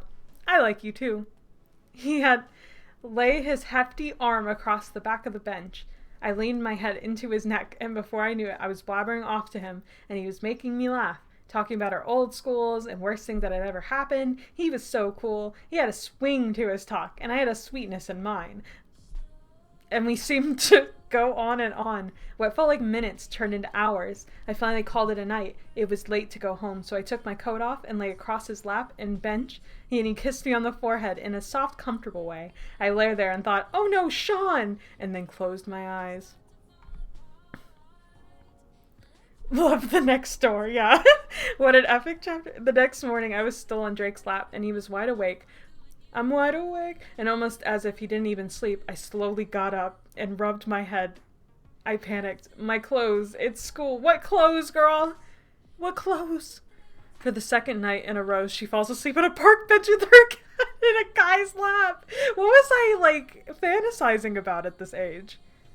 Get up. because she is homeless. Please get this girl a home. She's just sleeping on laps and park benches. My clothes at school. I looked around frantic and then a hand pushed me to sit down. It's all right, babe. Here's your clothes and it's Sunday. No worry. Okay. I relaxed inside in deep relief. He smiled. You had quite a night between mean guys kissing you kissing hot guys, and sleeping on a park bench again. I opened my eyes wide. I didn't kiss you. You kissed me. I said unsure. She doesn't even know. And he nodded his head and said, you know, when I said kissing hot guys, you assumed me. Anyway, no. After you had told me about being a shapeshifter and I telling you I was too, would have loved to see this conversation, but I guess we're just going to talk about it retroactively. Telling you I was too, you kissed me dead on the lips for like a minute or two. I totally freaked out. What? Okay, what kind of animal am I? He thought a second and then answered, you're a phoenix and I am a lion.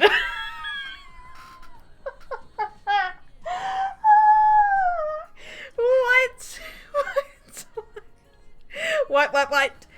He should be a bear, though. Yeah, who was the bear? Who was the bear? That's a plot twist. I thought for sure, too. I'm so confused. He seemed at ease with the whole thing. I couldn't believe I spilled my secret so easily. Yeah, I can't believe either. There's a long silence, no sounds. Yeah, that's what silence mean, bitch. I sat down and sighed. I closed my eyes and breathed. Somehow it felt like 50 pounds rose off my shoulders, and the sun shined brighter. Genesis? I looked at him and answered, yes. He looked at the bird with its chicks. He looked at the... Oh, okay, he was just looking at a bird with chicks. Okay. You love that Sean kid, right? I frowned and thought about it. Then I came to my conclusion. Love as a brother. Love as a brother? Girl, you kissed him and said it was like the most amazing part of you. Like, this is crazy. Wait, give me 1 second. I have to charge my phone before my face cam dies. This is so professional. Oh my gosh, I'm so good at this. It's insane. I'm losing my mind. She brother zoned him. Girl, for why? You just went on about how he was the love of your life. Was that a lie too? She's the true Lord of Lies.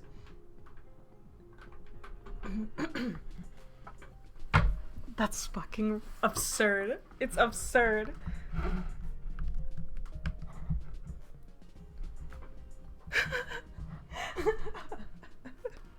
I cannot believe she said that. Alright. That's one of the craziest lines I've read so far, I think. I love as a brother, I lied. She did lie! He seemed to know I was lying. She's not the Lord of Lies. Yeah, because everyone kisses their brother on the lips. I clenched my teeth together real tight. You saw that, huh? I said stupidly. Everybody on the whole campus saw it, babe, including that Blake kid. He cracks his knuckles real loud. Oh no.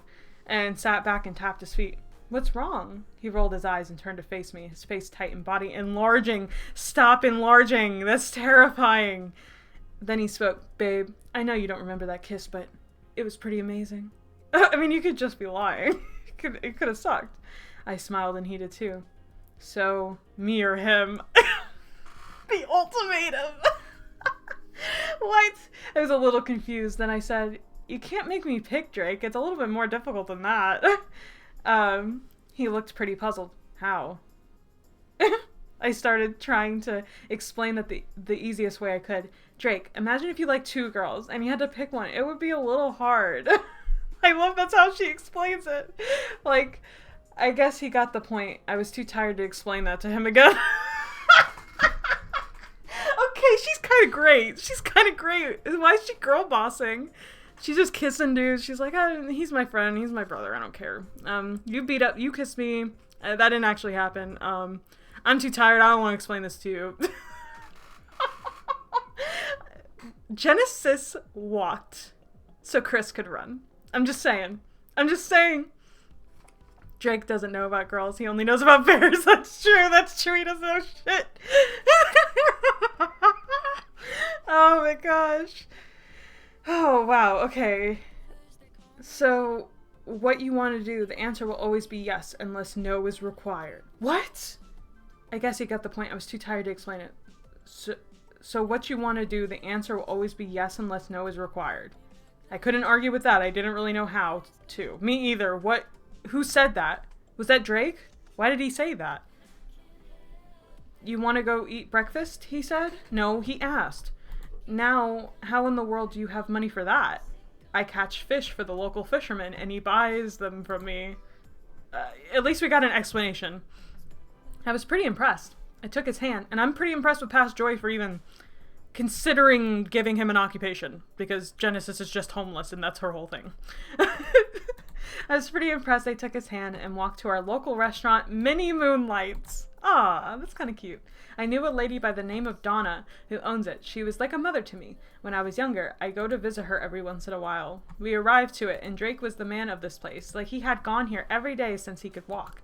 I sat down in the rounded blue table. Okay, I remember this back then. I think what happens here, and I don't want to spoil it too much, but like Sean, okay, I didn't like Blake. Like after I created him and I wrote the scene, I wasn't really jiving, so I was like, okay, let me bring in a new guy. So I brought in Sean, and I really like Sean because Skater Boy, See You Later Boy. But then I ended up creating Drake, and then I liked Drake more than Sean.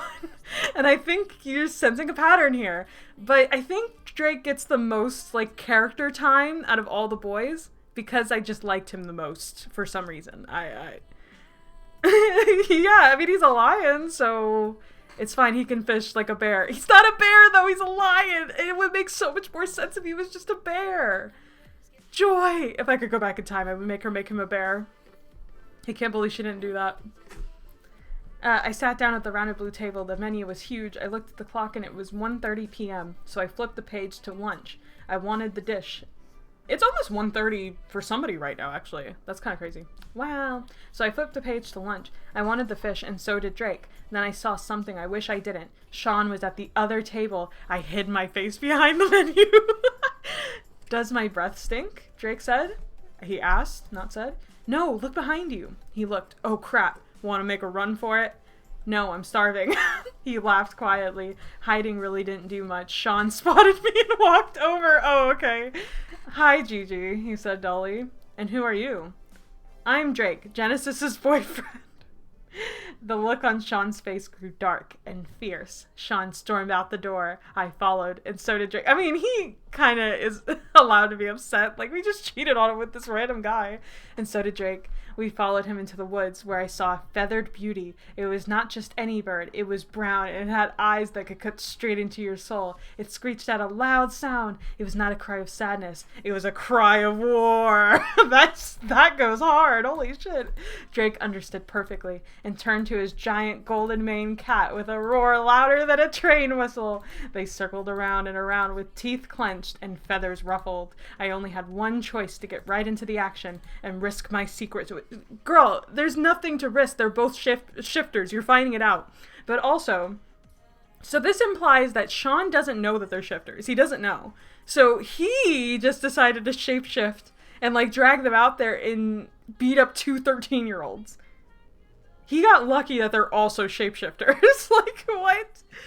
And I did kind of try to hint that Sean was a shapeshifter by him being like, he likes hawks and thinks they're so cool or whatever, but I didn't do much legwork in that regard. Teenage boys be like that. Yeah.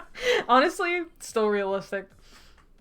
I only had one choice: to get right into the action and risk my secret with Sean, but it was what I had to do. I felt power overall me and flew straight into the air. My orange-red feathers stretched far out and a mile long, my eyes perfectly on its target before I could reach them. Drake charged and had Sean on his back. None of this is going to make sense. I've always been bad at writing action scenes. Sean pecked for the eyes and got to his feet. He flew straight for the air and was trying to get Drake from behind until I swooped down and got in between them. Drake didn't let his guard down. Sean stood calmly. I started to speak. This doesn't and won't solve anything. It just makes things worse. If you want to hurt each other, you'll have to go through me. Got it? They both agreed and changed back into human form. Sean came to me and started to talk. I heard what happened to Blake. It was rather exciting news. I don't like him, as you know. This is dialogue. I heard what happened to Blake. Yeah. I grinned, relieved. He wasn't mad at me. Sean, I like both of you. He really didn't seem surprised. More disappointed than anything. Thanks for telling me. after I already caught you, and trusting I'd be okay with it, which I'm not, but if that's what you want more to want, then so be it. Okay. I mean, he agreed to it, so whatever. I think Phoenix could beat a hawk. Yeah, absolutely. My money is on the Firebird, for real. Yeah, like, this isn't even a equal fight. I kissed him on the lips and went to tell Drake. Okay, I remember writing this. And this is the craziest part about this fucking story. It is not a love triangle. It starts as a love triangle, but Genesis won't have it. So she's like, instead of you guys fighting over me, you're gonna have to just both be with me. So it's just forced polyamory. Like, it's insane that she does this. She's insane. And it's insane for 13-year-old me to have written it with my full ass chest. Because I was like, nah, I'm just gonna have multiple boys. Fuck that. It's like, I said, Twilight said I could do that better. What if I had Jacob and Edward? Bella didn't think about that, now did she?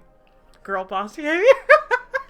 Honestly, this part could be recycled and done better because she did like cheat on this guy, but you know, it's fine. Hey, so what did the Hawkman say? He said that liking both you and him is okay with him.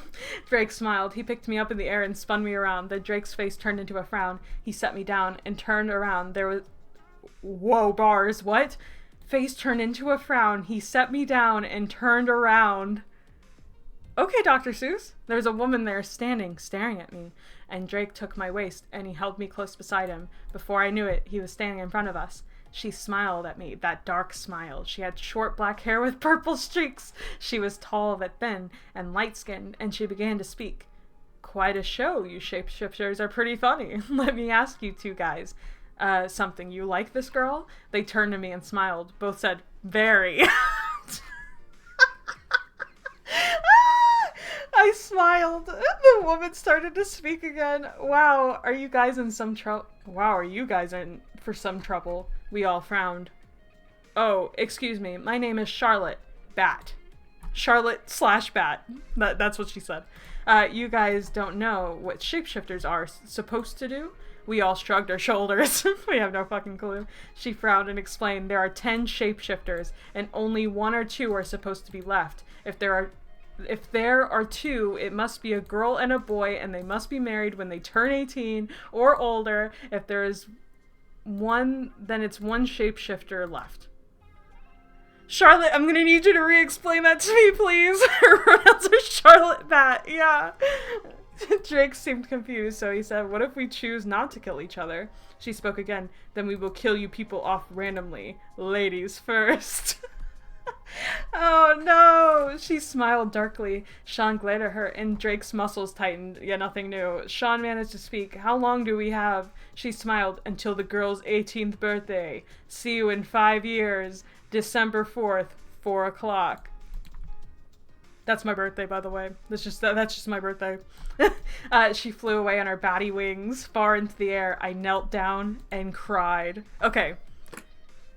That's probably confusing as fuck, so I'll try to break it down. Okay, so the plot of the entire series, because this was supposed to be a series, not just this book, was that they had 5 years, and Genesis had to pick one guy, and she had to kill the other love interest. So she had to find one guy that she was in love with the most. But I think I had it planned that she was just gonna, like, fuck that and just kill whoever was in charge, and then have, like, 4 boyfriends with her, and, like, have an army. So girl boss goes off. But it's such an arbitrary, crazy rule that, like, only 2 shapeshifters can agree, and also they have to be heterosexual, and everyone else has to die. Like, I don't understand. How does this work? How do shapeshifters keep existing? It's all over the place. But, you know, the idea was there. It was supposed to be really dramatic.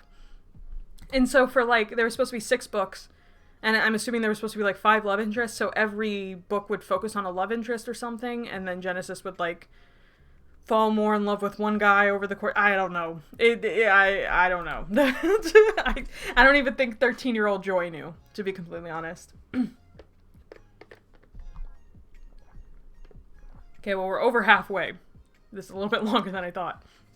Chapter 9, Choices. By the way, I wrote this, like, over the course of, like, a year and a half, I think. I, like, slowly wrote it. And it's technically the first novel I ever finished, but I wasn't proud of it. Actually, I was proud of it, but, like, obviously it wasn't very good.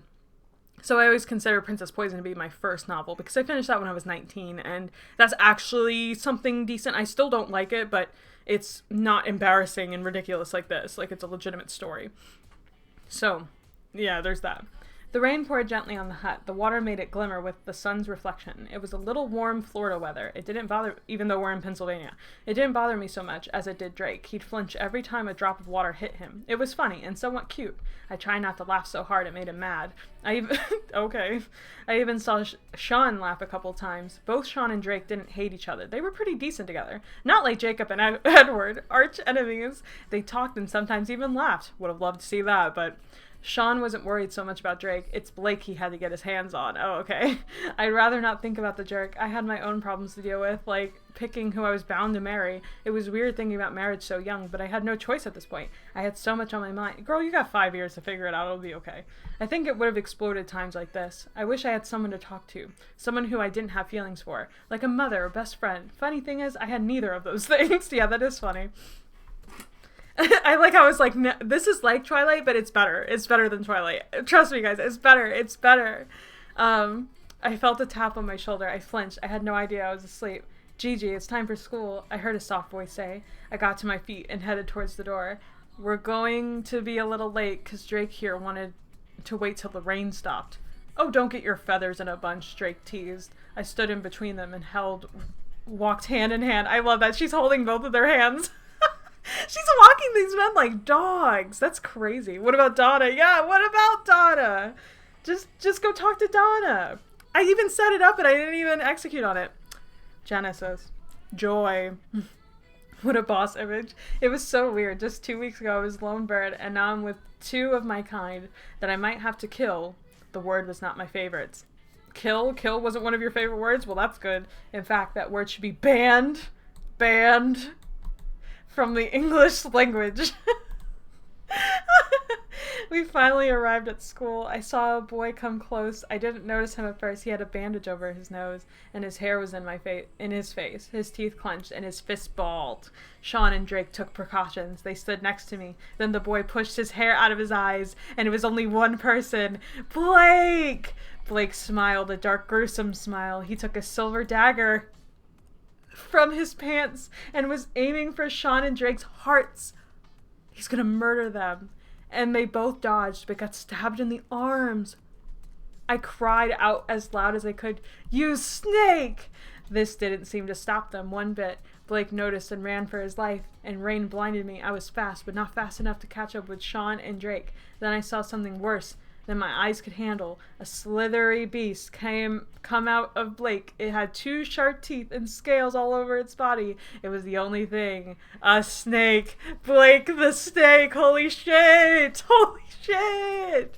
And Drake the lion for some reason. You know what? If I was better, if this book was 10 out of 10, all the guys' names would rhyme with their animal counterparts. Like Sean would be like Shock, because he's a hawk. And then Drake would be Dion, because he's a lion. That didn't really work.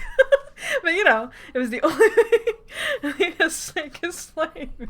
There was only one thing it could be. I'm losing my mind. Sean and Drake and I changed not 2 seconds after he did. Sean found this as an opportunity of a lifetime. Yo, I even spelled opportunity right back then. I don't even spell that right in Lord of Lies. Alright, 13-year-old Joy kind of got me there. He swooped down, his claws open and ready to pick up the rotten snake. Drake backed down. It was Sean's turn to kick the crap out of Blake. Sean had Blake pinned, his claws digging deep into Blake's scaly skin. He hissed loudly and painfully. I let my gut take the best of me. Stop! Sean didn't let go and just stopped. Let him go. He's not worth it. Sean narrowed his eyebrows. We have to kill some shapeshifters anyway. Damn, that's right. I saw his point, but still said, no, it's not right. 2 wrongs do not make a right. I'd rather get killed than kill, I said strongly. Damn. Honestly, go off. All 3 of their faces looked pained, but I held my head high, stuck to my words. Sean was furious. So I'm gonna lose you because you're afraid to fight back? Drake stuck himself into the conversation. Babe, come on. We have him one less person to worry about. I looked at Blake's snake face. Its yellow eyes look at me, begging for forgiveness. I came to my decision. I wasn't sure if it was the right one, but I was going to find out. I stood straight and said sternly, let him go. Sean breathed out loud and released slowly. You know what? Honestly, kind of a good, dramatic point. Blake did sexually assault us, so we're more than justified to actually kill him right now. But it's not right. Damn. I never thought about it that way. Opportunity is so hard. Definitely opportunity, and another word are words I can never fucking spell. No matter how many times I spell them. If somebody put a gun to my head and was spell this word or you're gonna die, I'm gonna die. Because I can't spell it. His snake face, the drama of it all. Let him go. I like how she's I don't know if it was the right thing to do, but whatever. Sean breathed loud and released slowly. He didn't look at me. Drake did not either. We went back to the hut. Blake went home and said nothing to me. Damn, not even a thank you? Fuck you, Blake. I was sick of the silence. I tugged at Sean's arm. He turned around. Yes, Gigi, not this fucking name. I looked at him and said, you're taking this too hard. I'm not ready to kill and won't ever. He seemed to be ignoring me, but said, Gigi, you can't be afraid. If you don't kill, you will be, and I won't let that happen, and so will Drake. I thought hard and said, well, what about Drake? You're gonna kill him off too? That day in the woods, I meant what I said. I like you both, not just you. I'm sorry if you feel like it should only be you, but it's not. It won't ever. He also thought, Gigi, I know, it really sucks. You have to pick, but there's nothing I can do. I felt overboiled. Whatever that means. No, Sean, I'm not picking. We'll die one by one. It's no fair that we live without one another. You and Drake are like brothers. You guys are so great together. Even if, damn, I just wouldn't even commit to the BL even back then. It's all set up. It's all set up. They could just, she could be like, oh, you guys have a thing too. I could tell. Come on, girl, just do it. Together, even the same stinking girl. I'm not gonna stop that just because I want to live. It's one of the most selfish things I'll ever have to do. He finally understood. He kissed me long, what felt like forever. I was happy with my decision. Okay, well, all's well that ends well, I guess.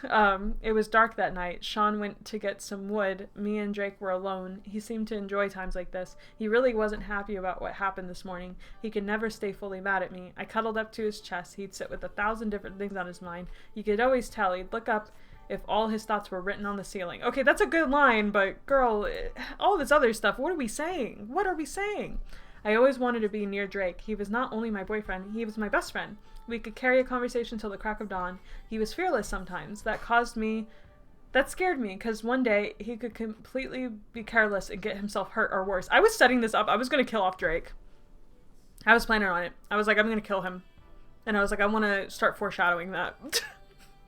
It was just crazy because I like Drake. I don't back then I remember really liking him, but I was like, no, I have to kill him because I like him so much. That just feels right. It is. I was ready. I never ended up doing it, obviously, but I was planning on it. I didn't like to think about things like that, though. I wasn't going to pretend those sort of things don't happen. Just I could do without. He was who I could imagine myself with. Mrs. Smith. His last name is Smith? Drake Smith? Mrs. Smith, it's different. No, it's not different. There's a Mr. and Mrs. Smith, right now. It's actually a very common thing. It's actually a very common last name. There's probably lots of Mrs. Smith out in the world. It's different. No, it's not. He turned to me and looked at my face. He smiled and kissed me on the lips. Where else would he kiss? He could kiss you other places. Shut up, Joy. It turned into a soft peck to making out. I had no idea how long, because Sean walked in. Here's the wood. Unironically, a hilarious line. I felt so embarrassed.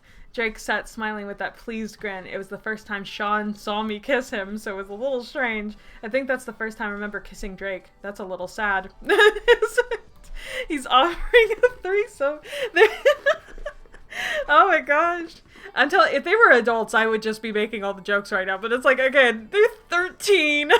Granted, I was also 13, so in my head, they were old as fuck. But how did you... Oh, okay. Kissing Drake, that's a little sad. Sean sat next door to me. How did you guys meet anyway? I was about to explain when Drake cut in. She was sleeping on the park bench and I came up after. She screamed bear. I told her my name. The next day she went on a date with Blake and I beat the snot out of him for kissing my girl. Sean laughed at the image of Blake getting beat up. Then Drake had something. How did you guys meet? Again, Sean butted in. She found my lost skateboard and we talked, and I gave her the nickname Gigi. And Blake interrupted me, telling me how her name was Genesis, not Gigi. Drake also laughed. I liked this, how we could all talk and get along, and how it would be easier just to marry them both. Yeah, it would be. As hard as it was for me to choose, that's why my choice was best, even though it was best just to die. She literally is committed, and she's like, one of us is just gonna die, and that's how it is. But I'm gonna live my best life until I die. And honestly kind of hardcore. Go off. Maybe she uses next door to refer to everyone next to her because she said she longs for a home beside her heart. I remember, I love that you're, trying to add context to the story. That's brilliant.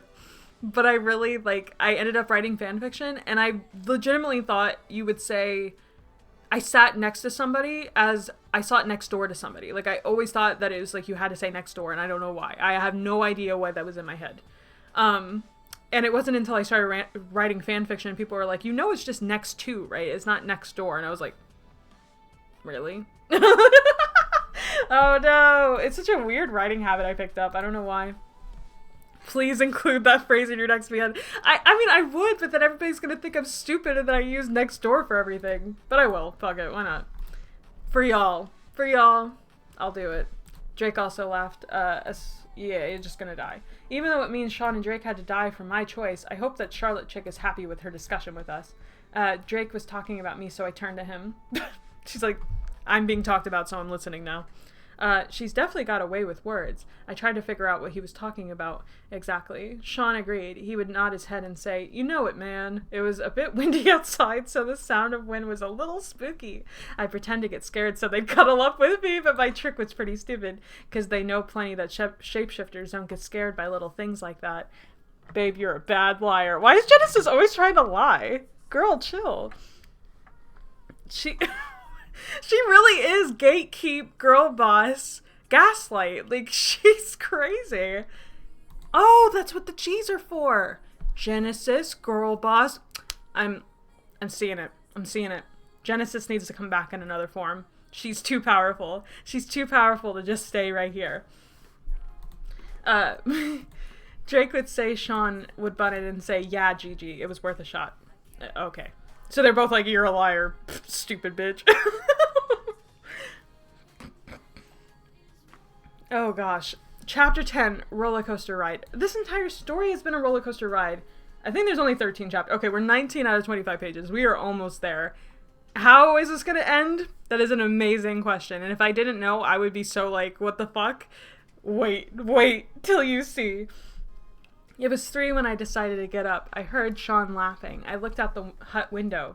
The huts have windows. And then I heard him shout, it's just a puddle, man. Drake's face was furious. I'm part cat, Dumbo. I don't like water. I think lions like water. It didn't interest Sean too much. He saw my head poke out of the door. Hey, Gigi, look at your man now. Drake didn't appreciate that too much. I wasn't humored so much. Stop it, Sean. That's mean. But Drake lightened up and shouted, that's my girl. He teased. Sean didn't like that just as much as Drake didn't like water. Wow. I started off to go walking. Drake asked if he could come. I said no.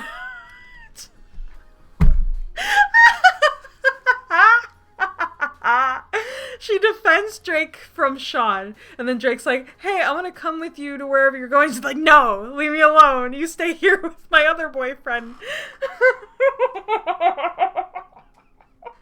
Oh my god.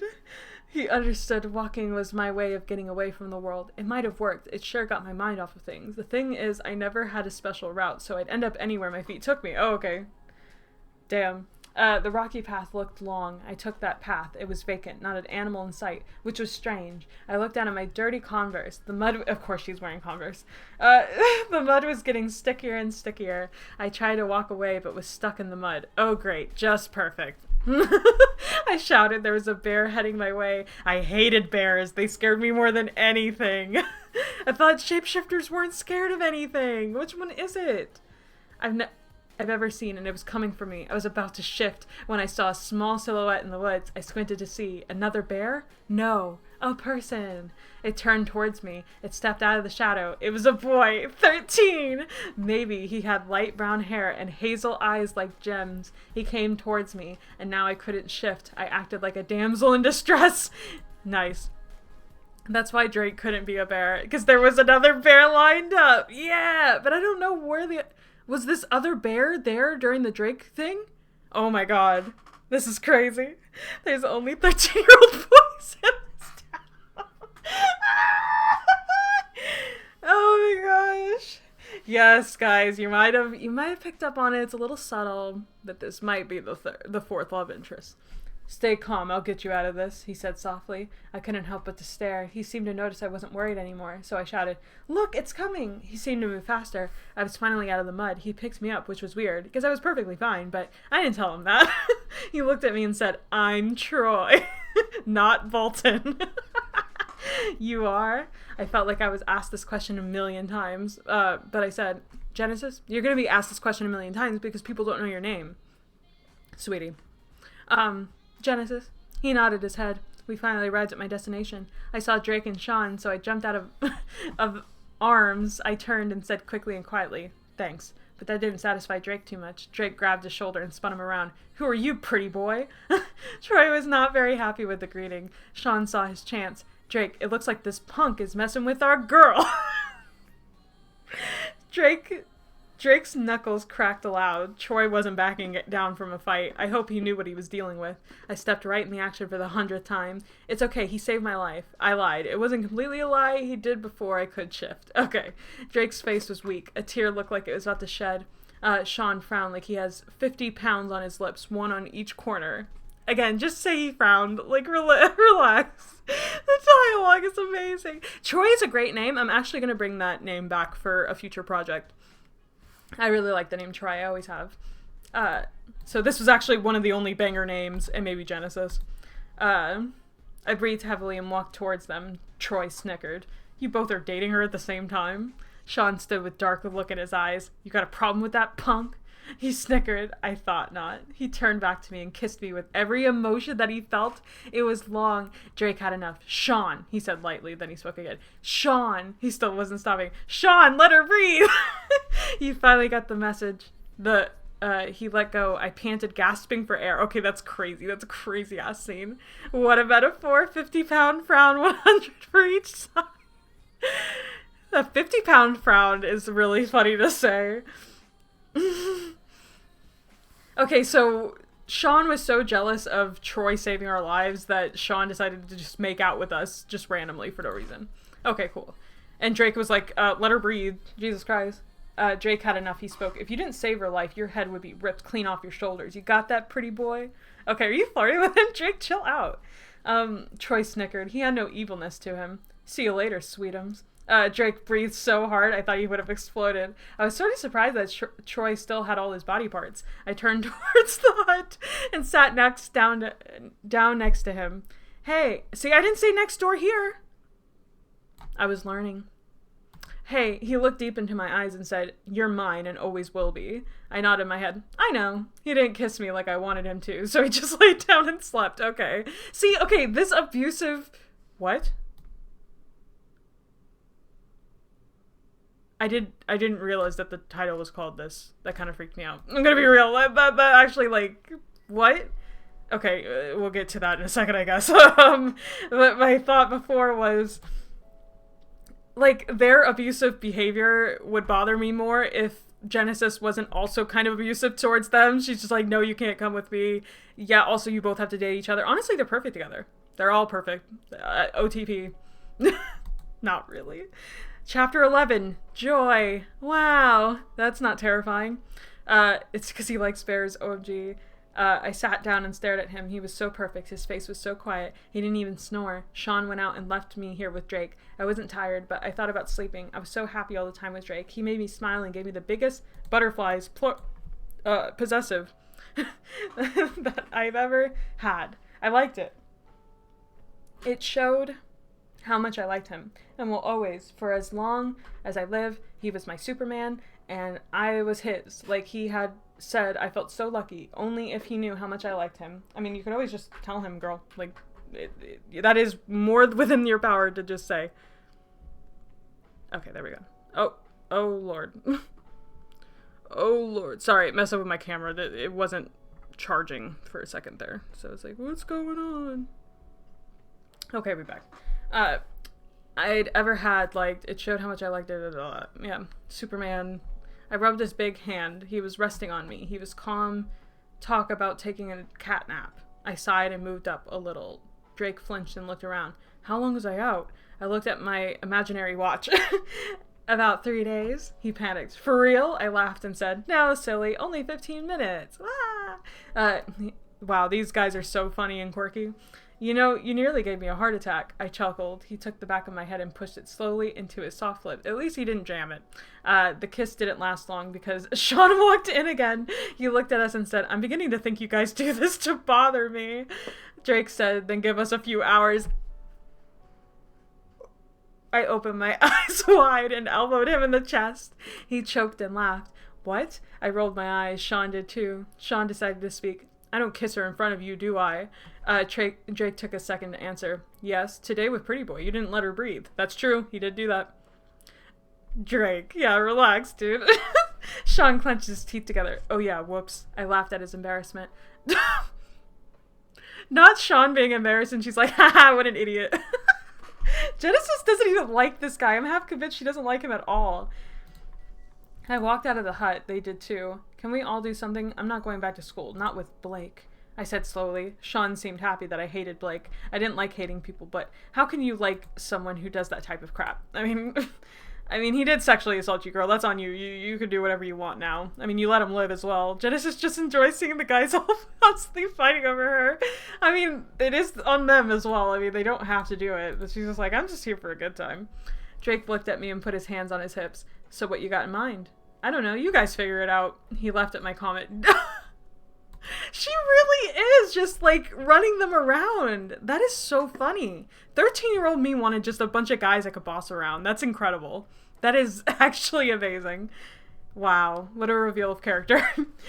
So I saved him from explaining, Sean, if you don't want to go, you do not have to. I explained. He smiled. Thank you. I knew Sean well enough to tell what he was up to. He had a lot on his mind. It is a little hard to swallow future death. Yeah. I took Drake's thick arm and dragged him along with me. I waved bye to Sean. He did too.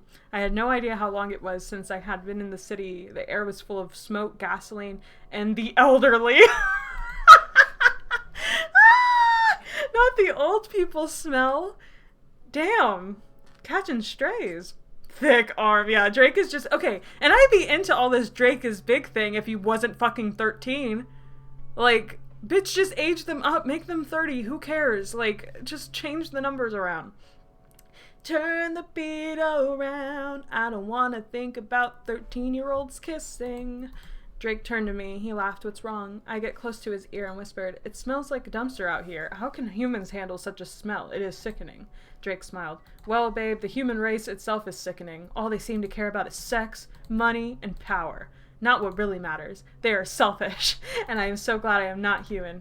All because I look like one. I hope anyone who knows I'm not human ever mistakes me for one. I'd rather be called every bad word and every language. Not just the hating humanity. This is how you could tell I was 13 when I wrote this part. I was like, damn, society is fucked up. And I was listening to a lot of, like, My Chemical Romance, and just like, damn, the world is cruel, and I hate humans, and I don't want to be a part of them. But it's kind of a slay. But I like how it's just, like, slightly emo there. She lives in a hut. I could see his point from my experience. I saw lots of good and bad in people. Not everyone was the same, and as much as I hated to think of it, Drake was stereotyping. I found it a little insulting. Damn! Okay! She's like, okay, yeah, you're being a little generalizing right now. Take it a step back. Drake, you shouldn't stereotype, because everyone is different. There's good and bad in everyone, and we just have to accept them for who they are. He nodded slowly. I think I had got my point through. Damn, she is really... She's coaching these men to just be like actual human beings. That's incredible. I could feel his fingers intertwined with mine, his palm touching mine so tightly. My palm started to sweat, but I sort of liked it. We stopped at a large white building with the letters engraved MALL. Girl, just say you just entered the mall. What is this? That's just how 13-year-old girls are. Yeah. When we walked in, hundreds and hundreds of people walking in and out, fast and slow, all over the place. I was distracted with all the people around me. I lost Drake in the crowd. Oh no, he lost his mom. I looked around frantic. I could not find him. I walked towards the exit. When I bumped into a person, I stepped back. Blake? He smiled. Hi. I frowned disgustingly. You need to stay away from me because I'll tell Sean and I will hurt you. I threatened. He snickered. I'm not scared of Sean. You a little, but not Mr. Blonde Hair, Blue Eyes. Okay, Blake's real for that. He's like, I don't. What's Sean gonna fucking do? But you, I'm pretty scared of you. That's incredible. I think Blake was supposed to have like a redemption arc through this, which I found kind of interesting. I think I was supposed to like bring him back, and he was like the bad boy that's redeemed by the girl saving his life. Which kind of a slay. Not gonna be like kind of goes off. I turned to look for Drake. I could feel him walking behind me. I don't know why you're following me because I'm going to go see Sean. I lied. He walked in front of me, causing me to stop. I rolled my eyes. You're not going to see Sean. You're here with Drake, but you lost him in the crowd. I tried to say no, but he looked at me, telling me that lying to him was useless. I didn't say anything, so I didn't have to admit he was right because I couldn't stand to be around his snake self. I kept on hoping Drake would come and rescue me from this hell on earth, or in other words, Blake. Yeah, we got it, girl. He stared at me, not in a way that was disgusted, way more like he couldn't wait till I was his, which was never gonna happen. I was way out of his league. On a scale from 1 to 10, I was like an 8 or 9, and he was like a 0 or maybe a 1.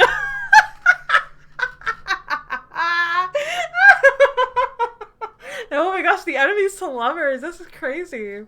I was ahead of my time. I was ahead of my time with this. A 0 or maybe a 1. Wasn't she in love with him like immediately, like at the beginning of the story?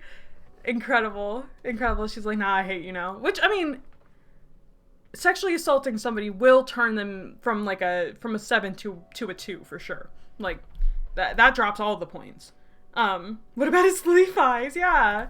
I breathed. Blake, I would say yes if you'd stop. Oh, so Genesis, how about you and me on a date like old times? I breathed. Blake, I would say yes if you'd stop being jealous, keep your tongue in your mouth, and keep from stabbing people, you sick jerk. Then you would have a date, you idiot. He just smiled smugly. And that got me real ticked off. I bit my lip and stormed off. I made it pretty far, but I guess he was behind me the whole time. He grabbed my arm and I spun around and glared at him. Only it was not Blake. It was Troy.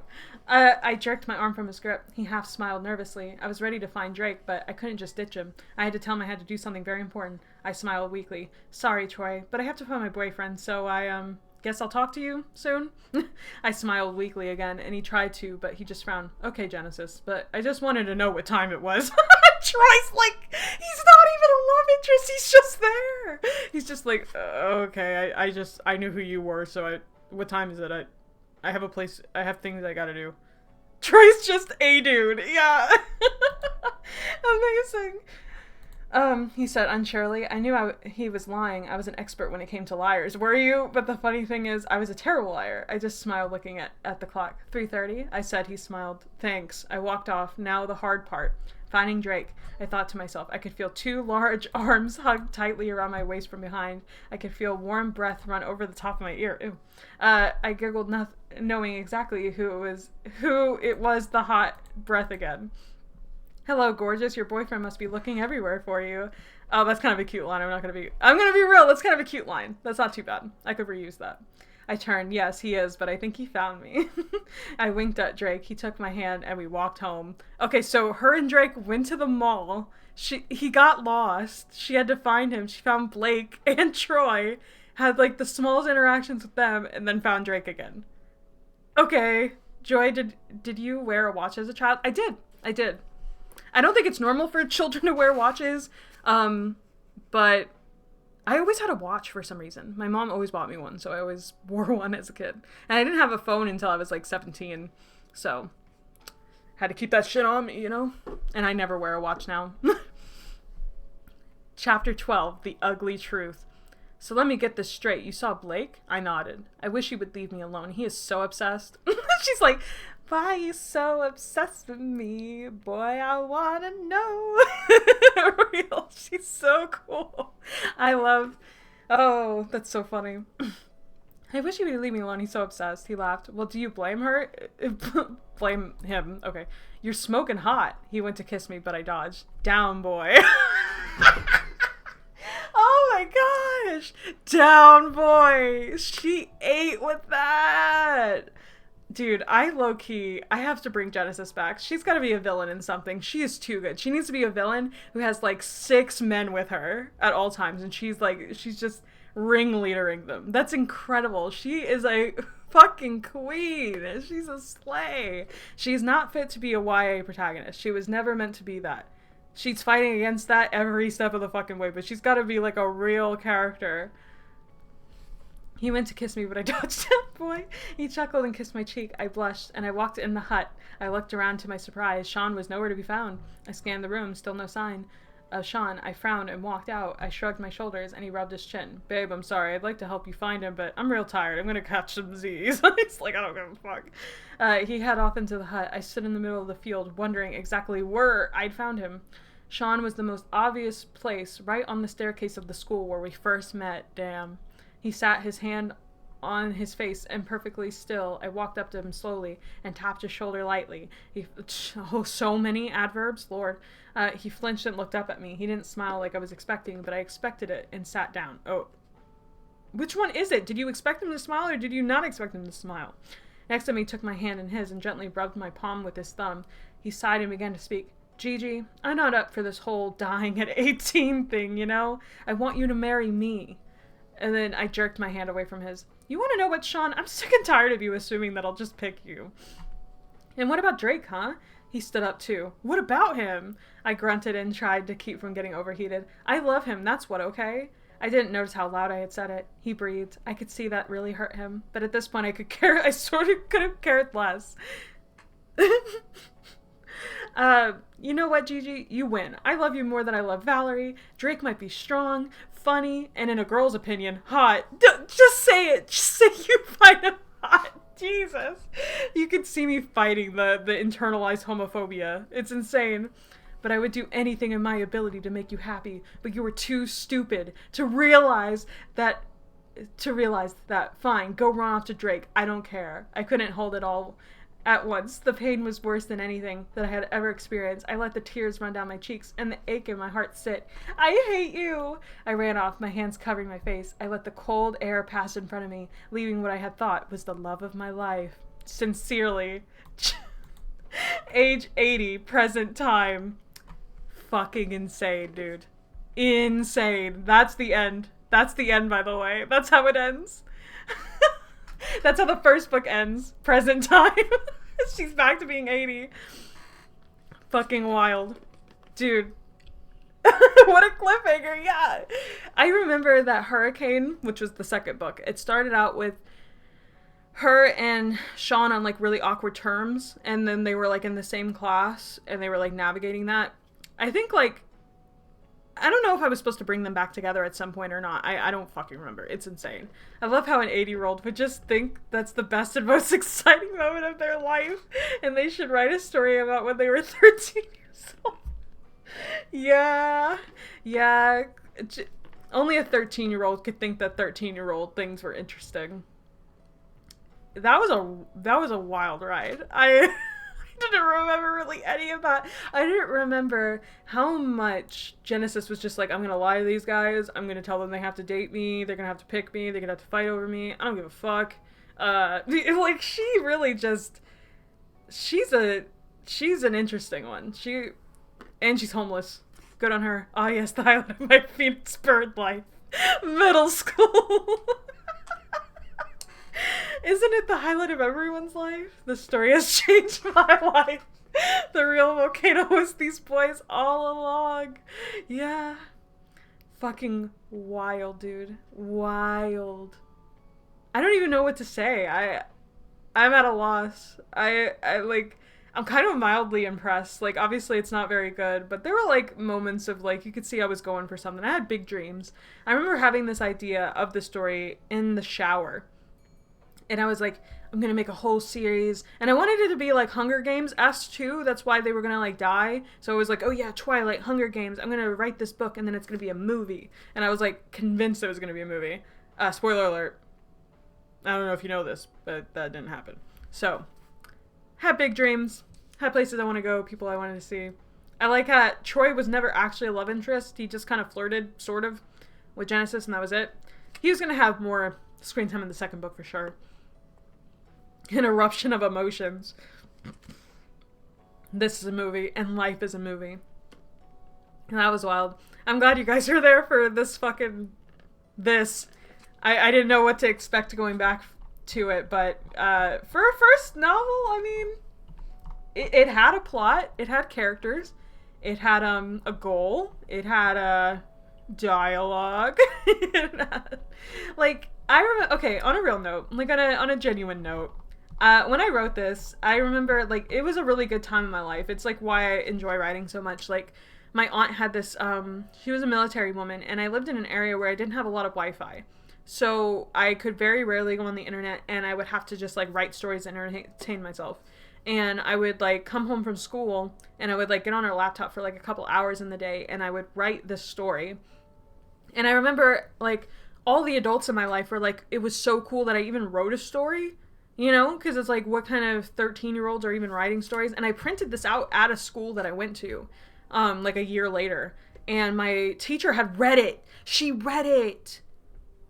She read it after I printed it out in her office, and she complimented me. She was like, oh my gosh, this was so cool of you to do. And I felt so cool. I felt so awesome. I was like, wow. But of course she was just like an English teacher encouraging me to like follow my shit. I wonder what she thought of this. I would give all the money to know what she thought of this fucking story. And look where you are now. Yeah.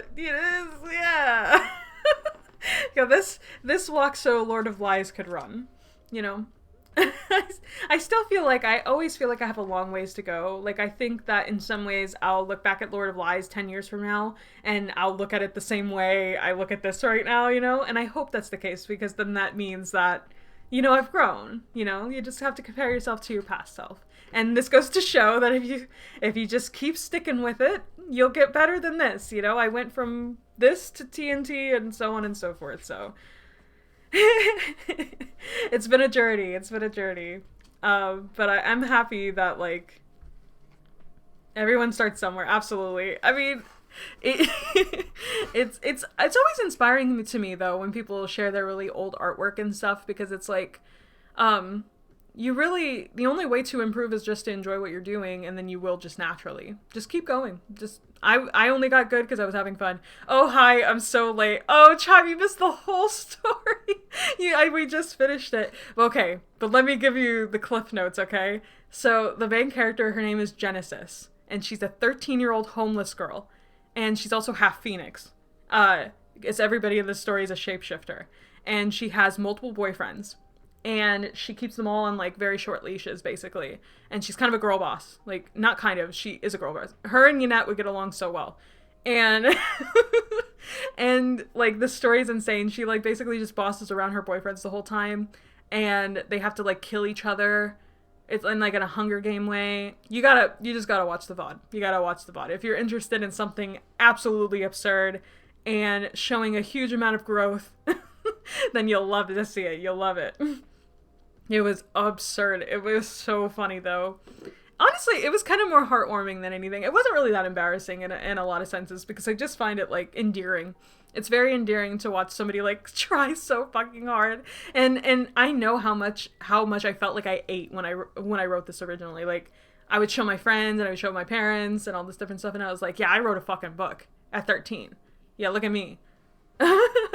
I love a girl boss who manages to woo every boy her way. Nothing, and you know what's funny? It's like she was my self-insert, and I like that 13-year-old Joy. That's just all she wanted. She just wanted a bunch of boys to do what she said and for her to be like, no, I'm right and y'all are wrong and I get to do what I want. Which, you know, obviously I'm not like that anymore. Okay. I promise. But I do, I do like when I don't know. I don't know what that says about me. I think I'm psychoanalyzing a little bit too much, but I'm just interested what that says. I feel like it's just a peek into my psyche back then. I don't know. You wrote a book at 13, and she was right. I did write a book when I was 13. I actually had written a couple of books before this, but they were never, like, this long, basically. They weren't, like, multi-chapter novels. This was, like, the closest to a full novel that I had finished at the time. And yes, it's actually sweet to look back on the work and you did when you were younger and find out how creative you already were. Oh, yeah. I was very creative. This shit, I'm gonna be honest, like, very original. Very original. I don't think any other 13-year-old had a story quite like this one. And, like, you know what? If nothing else, it might have been absurd, but it was never boring. It was never boring. Like, there wasn't just, like, things were constantly happening. Like, at every turn. It might have been very clumsy, but, you know, I kept that pace in. I was on it. I was never bored. I was riveted. I cannot believe that was 10k words. I don't know why, but that feels longer than 10k words. I'm gonna be real. Like, it felt so long. Oh. LMAO, absurd is the spice we need to avoid the boring. I mean, nothing. You are the perfect person to say that. Like, absurdity is your brand, Chime, and I love that for you. I would love to do, like, a parody story one day. One day I will. I think I had a good idea for one not too long ago, but I don't know if I can, like... Because I think there's a strength to just being that outward, you know? Just, like, throwing it away, just being unapologetically ridiculous, because it's a breaking of ego. Like, you're not letting your ego get in the way of your creativity. It's being like, you know what? I'm gonna be silly. I'm just gonna do what I want. It's gonna be what it is. Shay and Chris are done joy. Oh my gosh, are they really? Did you DM it to me on Twitter? Because I'll look at it on the stream right now. I'll do it. I'm ready. I'm always ready for my boys. Oh, I love them so much. It almost makes me want to write, like, a nice little fanfic about them. I've been meaning to do that. I don't know if anybody else does that, where they write, like, little fanfics for their own stuff. They're probably just too busy working on their next project, but yes, exactly. It's a tendency to be silly and to look at your work with amused and lighthearted eyes. I just like not taking my work too seriously, as you should. I think that is a strength. That is, like, I admire that about you specifically, and I think more people could really benefit from that. Make Shay and Chris into shapeshifters. Oh my gosh. Okay, that's actually amazing. What would they be? What animals do I associate them with? I mean, I really do like the bunny and the wolves, but I don't know. I have to think on that. Oh my gosh, she has a bunny plushie! Here. Oh my gosh. I'm gonna lose my mind. Here's the thing, is what I was gonna say. Here's the thing. I'm gonna die. You're watching me die on camera. Goodbye. Goodbye. I'm loving the bunny and Chris overlap. I'm loving it so much. I don't know why I didn't think of it before. When I think of Chris, I always think of a duck, and that is fitting. But he also has bunny energy too, okay? I like a little angry bunny. You know what? It's like he's an angry duck, but then he turns into a little bunny with Shay. Shay looks so good here. They both look so good. They always look so good. I mean, always. Look at him. I love the coloring. It's like they're straight out of a manga page. Oh, where are they going? What are they doing? I was going to answer. I associate Chris with... He is an angry duck. He is. He's yellow coated. He's just... He's an Easter animal for sure. Like, he is Easter coded as fuck. Like Chris is Cloudville Donald Duck. He is Donald Duck. Oh my god. Aww. And Shay is... I don't know if Shay is. I don't know. I have to think about it. Look out for your feed, though. I will. Yeah, my feed can be NSFW sometimes, so I'll just keep this up. This is nice. And we don't need to see my Twitter feed. Thank you, babe, for looking out for me and exposing me by proxy.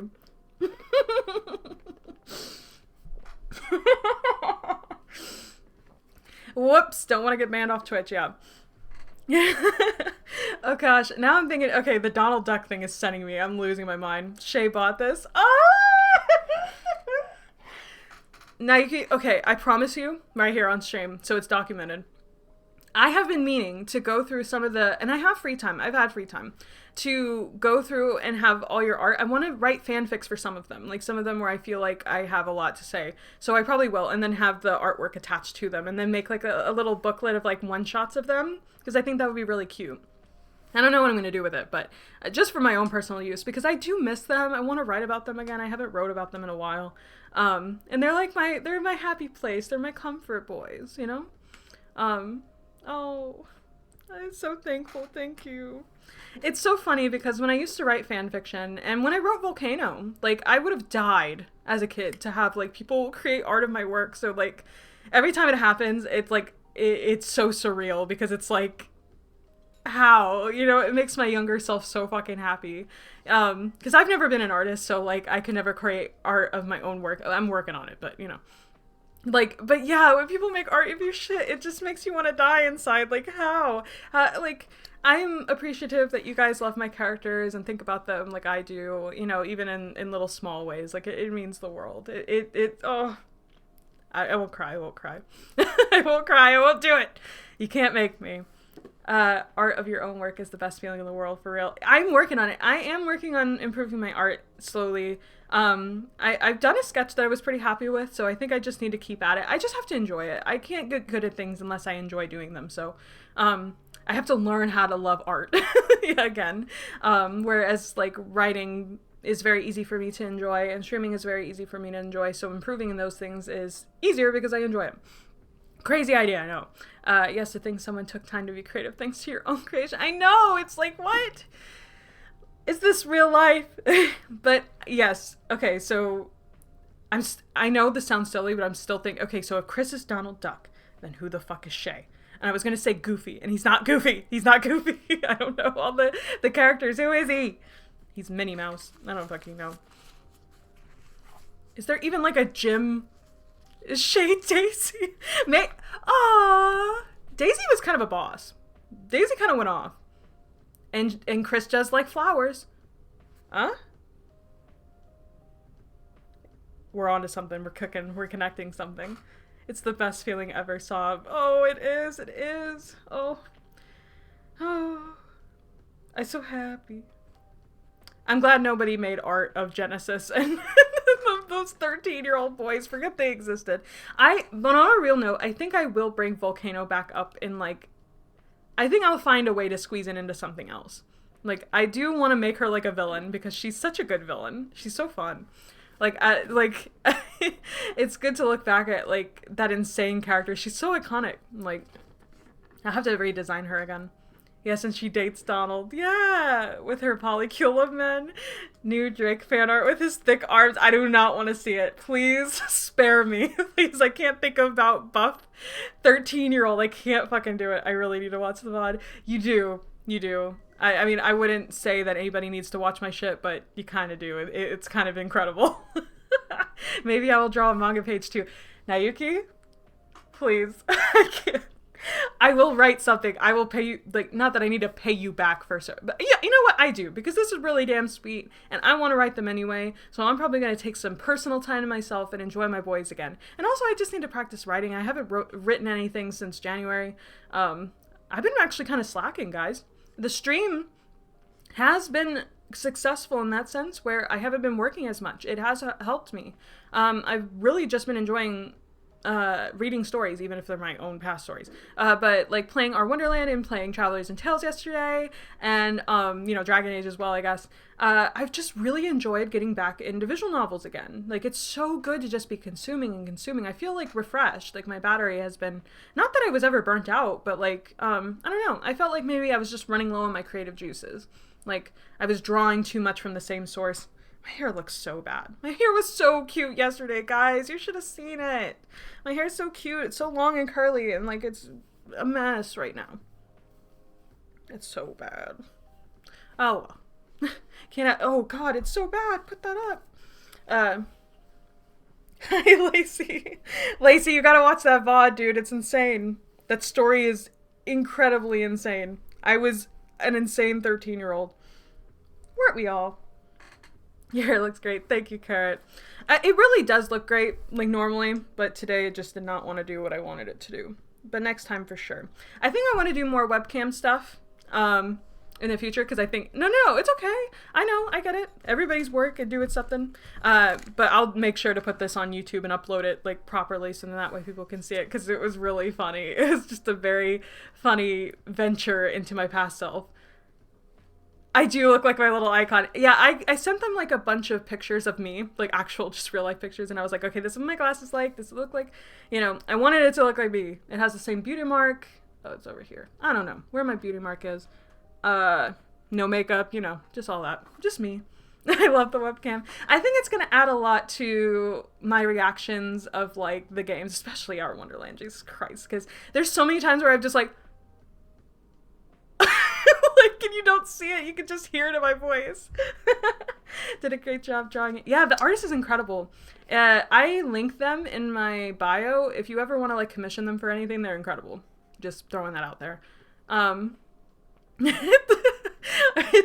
That game drives me insane, dude. And like last week I was going feral over like one specific thing and I was legitimately like doing this. I was like, I was like losing my mind. Maybe it's good that you didn't have that. You could just imagine me just like frazzled out in the back of my mind. Oh, good lord. That game drives me insane. I like that the Saturday streams are just so random as well. I really enjoy just kind of just having a day to just chill and do whatever feels right. I had this idea last night of reading this story because I found it when I was digging through finding another doc that I had. And I was like, oh my god, how funny would it be for me to read an old ass story on stream? Because you guys only know me for my good shit, Like, you gotta know that I struggled. There was a lot of struggle before things went well. The funniest thing I wish we had a webcam for was the Wonderland reference. And dude, I nearly lost my shit. I almost pooped on stream. Like, that was crazy. I was like, no, they did not. Just Wonderland dropped me in fucking Hustlecat. Terrifying. I'll buy you a webcam on the way home so you don't have to use your phone. Thanks, babe. Thank you. I hope that it is better. Hey, the phone worked, okay? We're learning, we're growing. I loved getting to see that clip. Oh gosh, I've enjoyed it so much. It's been such a journey. And also the Dream Date with a Yandere serial killer stream last week was probably one of my favorite streams. That was so funny. Like, I was listening back to that VOD while I was at work and I could not stop smiling. Like, it's just the absurdity. Everybody was making the jokes in chat. Like, gosh, what a fun experience that was. Like, I'm so grateful for it. The quality of your phone is good. Yay! Good on you, Apple. You did something. Damn, almost makes me want to go back to my Leighton fanfic. I started when I was 10, but I wrote it in French, so I have to keep the shit post for myself. Alas. Oh, no. Well, if you find anything that you feel like you could share, I would love to see it. I'd love everybody to just, what's the word? Expose themselves. His stream was literally wild. Yeah, it was insane. I loved it. It was so much fun. What a fun game. Dude, I wish I would have been streaming Kawaii-chan. That game. I love that game so much. And then me and Snacks played it together and then that was really fun. There's just like certain games that are perfect for playing live and completely blind. I did send you a meme on Twitter about the stream. Did he? Okay, let me see it. Okay. Let's pray real fast. Maybe I should just, 1 second. Absolutely don't want to expose myself on stream. In terms. Wait. Okay, wait, I gotta reset my phone. It's okay, I got this, don't worry. You can see my reaction. Okay. What? The OG story, babe. I'm so oh my god!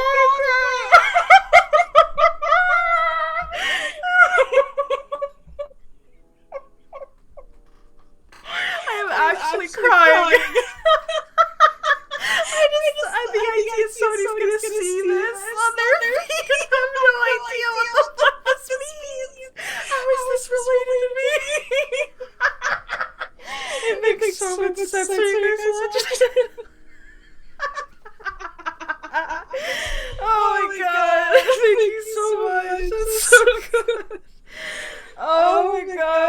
Cheers right now. Echo voice. Oh my gosh. Oh gosh. I'm so sorry. That made it so much worse. I'm so sorry. Oh my god. It was so powerful. It doubled the audio. Oh, what a mess. This stream has been pure chaos. It's just been, at this point, Saturday is just chaos week, chaos day. We've got Trauma Thursday, Fluff Friday, Silly Saturday. That's cute. That's cute. I don't know why I feel the need to always put alliteration in everything. What part of my brain is that? That just loves that. I don't know. And then Sunday will be Sword Sunday. I don't know. Like, I don't know. I swear this makes sense in context. Watch the thought of this stream. 13-year-old. It was wild. Sunny Sunday, and God knows what it will be. Yeah, maybe. Oh my gosh. Okay, so let's go back to the Chris and Shay art just so I can not focus on that. Oh my gosh, I love these boys. I talked about it a couple streams ago. Have I already been streaming for 2 weeks? Jesus Christ, no fucking way. No way. Okay, whatever. But I talked about it, how I wanted to start, like, printing out the images and putting them in my office. I think I'm definitely going to put a new setup for my stream because my office looks way better as, like, a background. I just had to put my flags up so it just looked more colorful because my room is a lot more monotone and, like, nicer. I don't know. It's more elegant. I need it to reflect who I truly am, which is pastel and cutesy. That's how you guys see me, right? And I need to work on that, and then I would love to, like I said, make like a little, I don't know, what is it called? Like an anthology? That's not right. Just a collection of one-shots with some of the artwork that I've gotten for Chris and Shay, because it does inspire me. Like, there's so many things. They're the kind of characters I could put them anywhere, and I could just enjoy them just hanging out. When I hear Joy, I think pastel colors, flowers, and Blonde crying. Good. My plan is working. So pastel. It's funny because my voice is deeper, so that's something that's always bothered me. Because, not that it's the biggest deal in the world, but, like, I feel like it clashes with my pastel image, and it's like, girl, I'm trying to be cutesy. Be cutesy. But then I'm like, I don't know. I come off a lot more not cutesy. But that's okay. You know. I am in control of my own image in life. I will curate it, and as long as that's how I'm perceived, then I'll take it.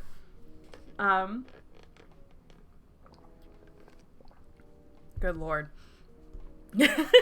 I was thinking as well that Saturdays are a little tough for me to do work streams on because I don't really like showing a lot of my creative process. Like, if I was an artist, I think it would be a different thing because doing art on stream is a little bit more natural, whereas, like, writing on stream, I wouldn't be talking, so there's not really much to bring to that. And then, like, coding, I don't really have much coding to do right now, and then the coding that I do have to do for Otome Jam would be just really spoiler heavy, and I don't really want to do that either. So I don't know what Saturday is going to be dedicated to, and that's why I kind of made it a free slot, in addition to, I mean, maybe I could write fanfics and stuff on stream. That might be fun, especially if it's about projects that I've already done before. I might be onto something. I might be onto something, y'all. I'll sit on that. I'll sit on it like a duck with their egg. Oh, it makes so much sense. I'm also like that. It frightens me to show my work process. Yeah, and I'm also one of those people that, like, when I put up screenshots of my games, I never put, like, a lot of CGs in it either, because it's like, I want you to see the CG in the game. I don't want you to see it. But then, like, the CGs are probably going to draw you to the story, and you know what I mean. I think I will make these for my sample. Ooh. You're cooking. Yeah, I think it just will be really fun. And fanfics don't take me a lot of time. Like, I wrote one for Lawrence and Gayla a while back, because I had an artwork that I got for them as well. And, like, it only took me, like, a night. It only took me, like, an hour or so to write it. And it just makes me really happy to have little fanfics and stuff like that. Just for me. And it's good, like, writing practice. And then maybe we could all write together and be productive. Who knows? I'll try. I'll definitely give it a test run and see how it works. If I hate it, then try something new. And I think that's the thing. I can't be scared to try new things when it comes to the stream. I think that's the only way I'm going to know what works and what doesn't, is if I, trial and error it, even though it's a little scary.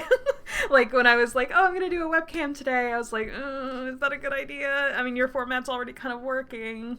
Do we want to break it up? But, you miss 100% of the shots you don't take. Okay? So today is your message to do something that you are scared to do, and just do it anyway. And then if it doesn't work, don't do it again. If it works, do it better.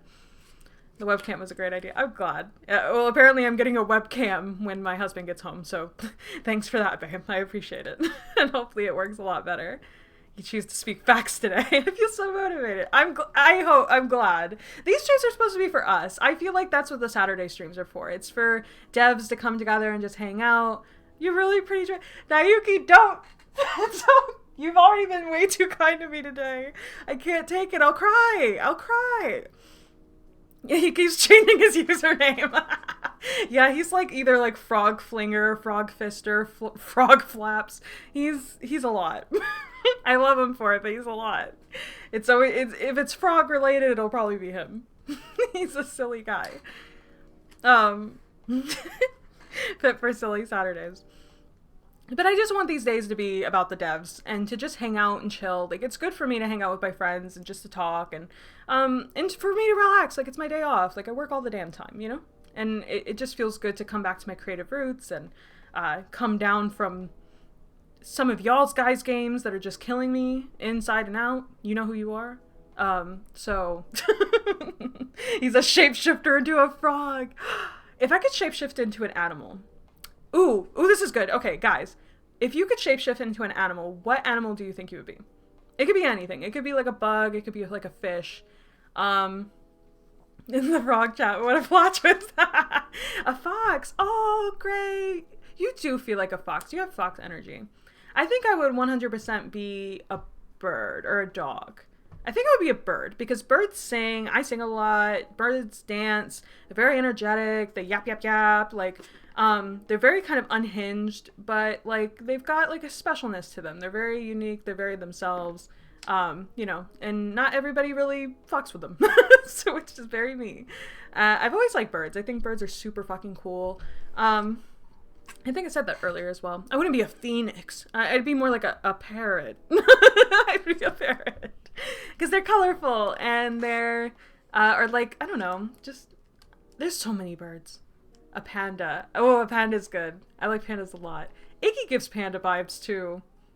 I like that. Oh, this is sad. I love so many animals. I'm an animal lover. Chris is angry duck. We've established that. If Shay was an animal, he'd be something really chill. He'd be like a, he always reminds me of, not really a golden retriever. He's close to that. Like, he's a ray of sunshine, but he's more like a, I don't know, like a big scary dog, but they're really sweet. Like a Rottweiler. Like, he gives Rottweiler energy. Or like a big Doberman. Like, he looks really intimidating and scary, but then when you just like hug him, he's really sweet. Or like a pit bull, because those are usually the biggest babies of all. And then Chris looks very cute and unassuming, but then he's actually gonna bite your face off, kind of like a Chihuahua. But I feel like bunnies like are actually a little bit more intimidating when you get to like know them and shit. And then same thing with the little ducks, or like a goose. He's like a goose. Part of me wants to dare answer unicorn, but it doesn't exist. So I guess pigeon feels very me. Pigeon. Why pigeon? I have to, and not us both choosing birds. Chime. We're never escaping the twin allegations. We're never escaping them. The MC was a phoenix, so you're fine. Be a unicorn. Yeah, exactly. You could be something that doesn't exist. I don't like horses. I mean, they're fine. I think I like horses a little bit more. They just scare me because they're just so big, But like after my husband's been playing Red Dead Redemption and stuff, like we have a horse and his name is Ox. Because I love naming animals other animal names because I'm quirky like that.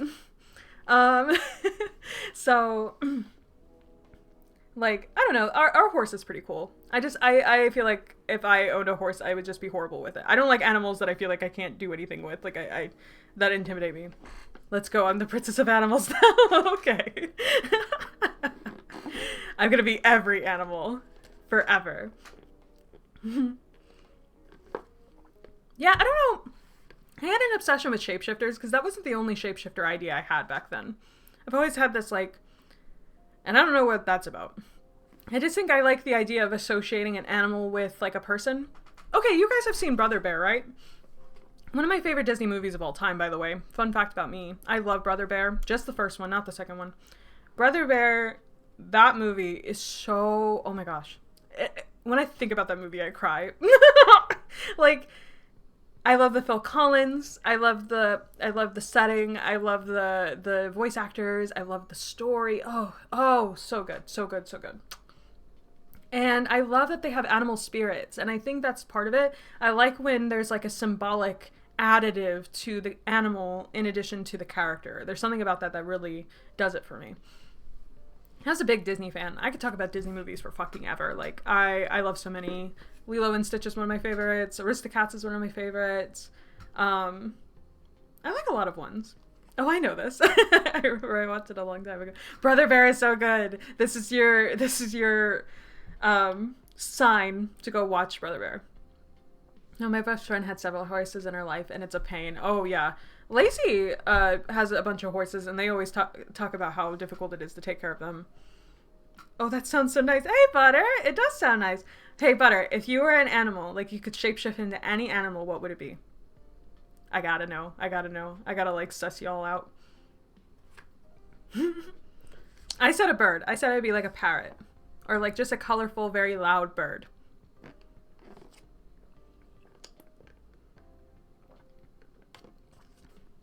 Carrot, not the bears again. Yeah. Maybe that's what it was. Maybe I was trying to make Troy into my personal Brother Bear character.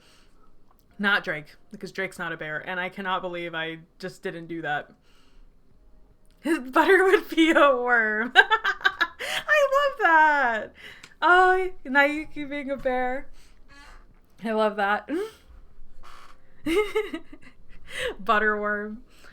I suppose this novel involves some sort of sexy bear. Nothing is sexy in this novel because they're all 13 years old. I did make a high school Lolita joke, but you'll have to watch it and see where it was. There you go. I did make a high school Lolita joke, though. I did. It's too easy. And now I can make a water lily of the... Actually, it's closer to water lily of the froth. I should have said that. Missed opportunity. Missed opportunity. Oh, well, better luck next time. It's kind of neither and both at the same time. What am I saying? Also, this music we've been listening to, they just keep playing whatever they're playing. I don't know. Oh my god, what happens in this novel? You'll just have to wait and see. It's not that bad. It's actually, I was expecting to have it have some problematic stuff in it because I wrote it when I was 13 and I had like no good conscience for the world yet, but honestly it was kind of fine. Outside of like just some weird behavior from the guys, you know, you could just chalk that up to me not having good healthy representations of men in romance. So, but no, it was fun. I liked it. I don't know if I find any old writings, I don't know if I should bring those back up. I even thought about reading the original Princess Poison novel and then comparing it to Lord of Lies, but I'm kind of waiting for everybody to finish Lord of Lies because, you know, I don't want to spoil anything. But just pointing out the differences between them, but I feel like that'd be kind of a long thing, so I don't know. Because it's just interesting. Depends on the situation. I want to be a swan or a dog, or maybe a bunny or a butterfly. Though, if I was a worm, will you love me? We'd love you no matter what, Butter. I do get the dog thing. Swan also makes fairies. I kind of like swan because it's very fairy tale, but the worm can also be very fairy tale. Butterfly too. Ooh, you can have both. You could be the worm that goes into the caterpillar. Character development.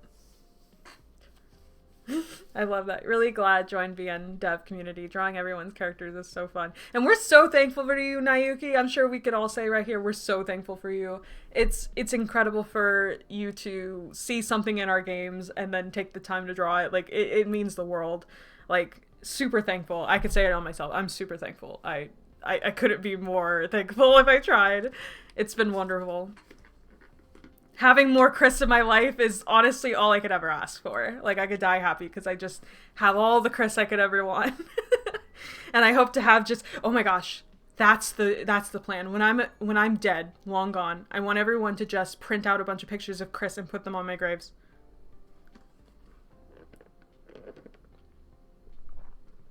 Which sounds sad, but flowers go on a gravesite, and he would also want to be there.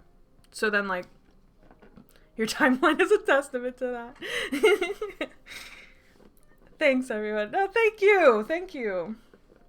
Absolutely. And thanks for dropping by this stream. I always really appreciate it when people drop by, because I feel like I'm just blah, blah, blah, blah, blah, blah. You know, like, I know that's what a stream is, but it's like, okay, what are we doing? Right now we're just staring at Chris and Shay and talking about random shit. But that's like part of the fun, you know? Honestly, Chris being the flowers people put on a grave is fitting. Oh. Oh, you know what? I didn't think about that, but being part of a florist, I'm sure they have to deal with like a bunch of grave stuff, like a bunch of funerals, a bunch of grave stuff. I'm so stupid. A bunch of funerals. There could be something kind of horrific about that and fun. Oh, I don't know. We did talk about it in one stream. I think it was the Hustle Cat stream, but we were like, would your characters survive Wonderland? And I did say that Chris and Shay would make it pretty far, but then they would die. Because everybody dies. But like, I think some characters would go really far. Like Makai and Rhett, unfortunately, would not go very far. They would not go far at all. Cassie would die immediately. And everybody in Lord of Lies would probably be pretty good too. You know, just one meteor scroll would probably turn our Wonderland into ash. TNT OST at the funeral would go hard. Would honestly go really, really hard. I would have it. Call me insane.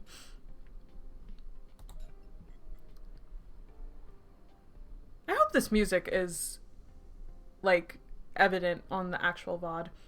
Because right now it's just coffee talk music, and I'm like, huh? I love how most of my characters would die eaten by the eye. You know, like, I think it's very telling. Would our characters survive or would they not? Half of my characters would die, and half of my other characters would live. I do believe that. The Lord of Lies cast, pfft, they got it, don't worry. Yannette would become the Queen of Wonderland, I feel. Oh my god, yeah, Yannette would thrive. Lynette would fucking love it there. Her and Orlan would get on like a house on fire. I love that for them. I guess the only one who would survive are those who have a wish. Mayhaps. Oh gosh. I'm getting tired. It just settled on me. I'm like, I'm tired. I think the Travelers and Tales gang would make it fun. Oh yeah, they absolutely would. But they would be fucking traumatized by the end of it. Yeah, poor Elveril. Oh my gosh. No! That's be the worst. I mean, they get just borderline traumatized by the things that happen in their own game. I recommend Sharo music too. They are free music. Ooh, okay. I'll keep that in mind. I'll definitely write that down and have that in case for another stream, because it's good just to have a lot of nice music in the background. Not Annalise being the queen. No, keep Annalise out of Wonderland, please. Please. She deserves better. Not Arc 6, no. We can't do it, we can't. Very true. Yeah, the Travelers and Tales people, oh, they would get so along with people in Lord of Lies. I really have to think about that now. I think there's some overlap there. I feel like Annalise would befriend the tomatoes. If anybody could, she could. Doesn't she already talk to a pumpkin? I mean, that's true. She does do that. She does indeed. I'm just gonna meteor scroll everything. That's what I would do. If I was put down there, I wish for infinite meteor scrolls, and then turn that place to dust. I was thinking about that, like, would they sure thrive in LOL? I've thought about, like, what powers they would have and everything. Really? Ah, I would love to know. I would love to know. Oh, like this track. Okay, let me see. Have some nice music in the background, finally. Hey, hey! This is better than whatever I was listening to before. Thank you, Nayuki.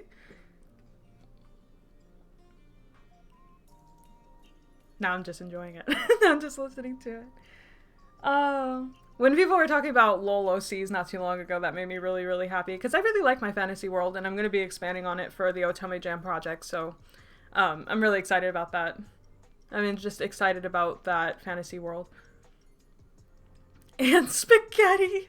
No! She's better than that. I believe that, like, only the most evil people and the most pure of heart people could survive in our wonderland. That's what I think. It's the people in the middle that will just die. That's my headcanon. Like, I feel like Annalise low-key could, like, save everyone. Because she's just so pure, you know?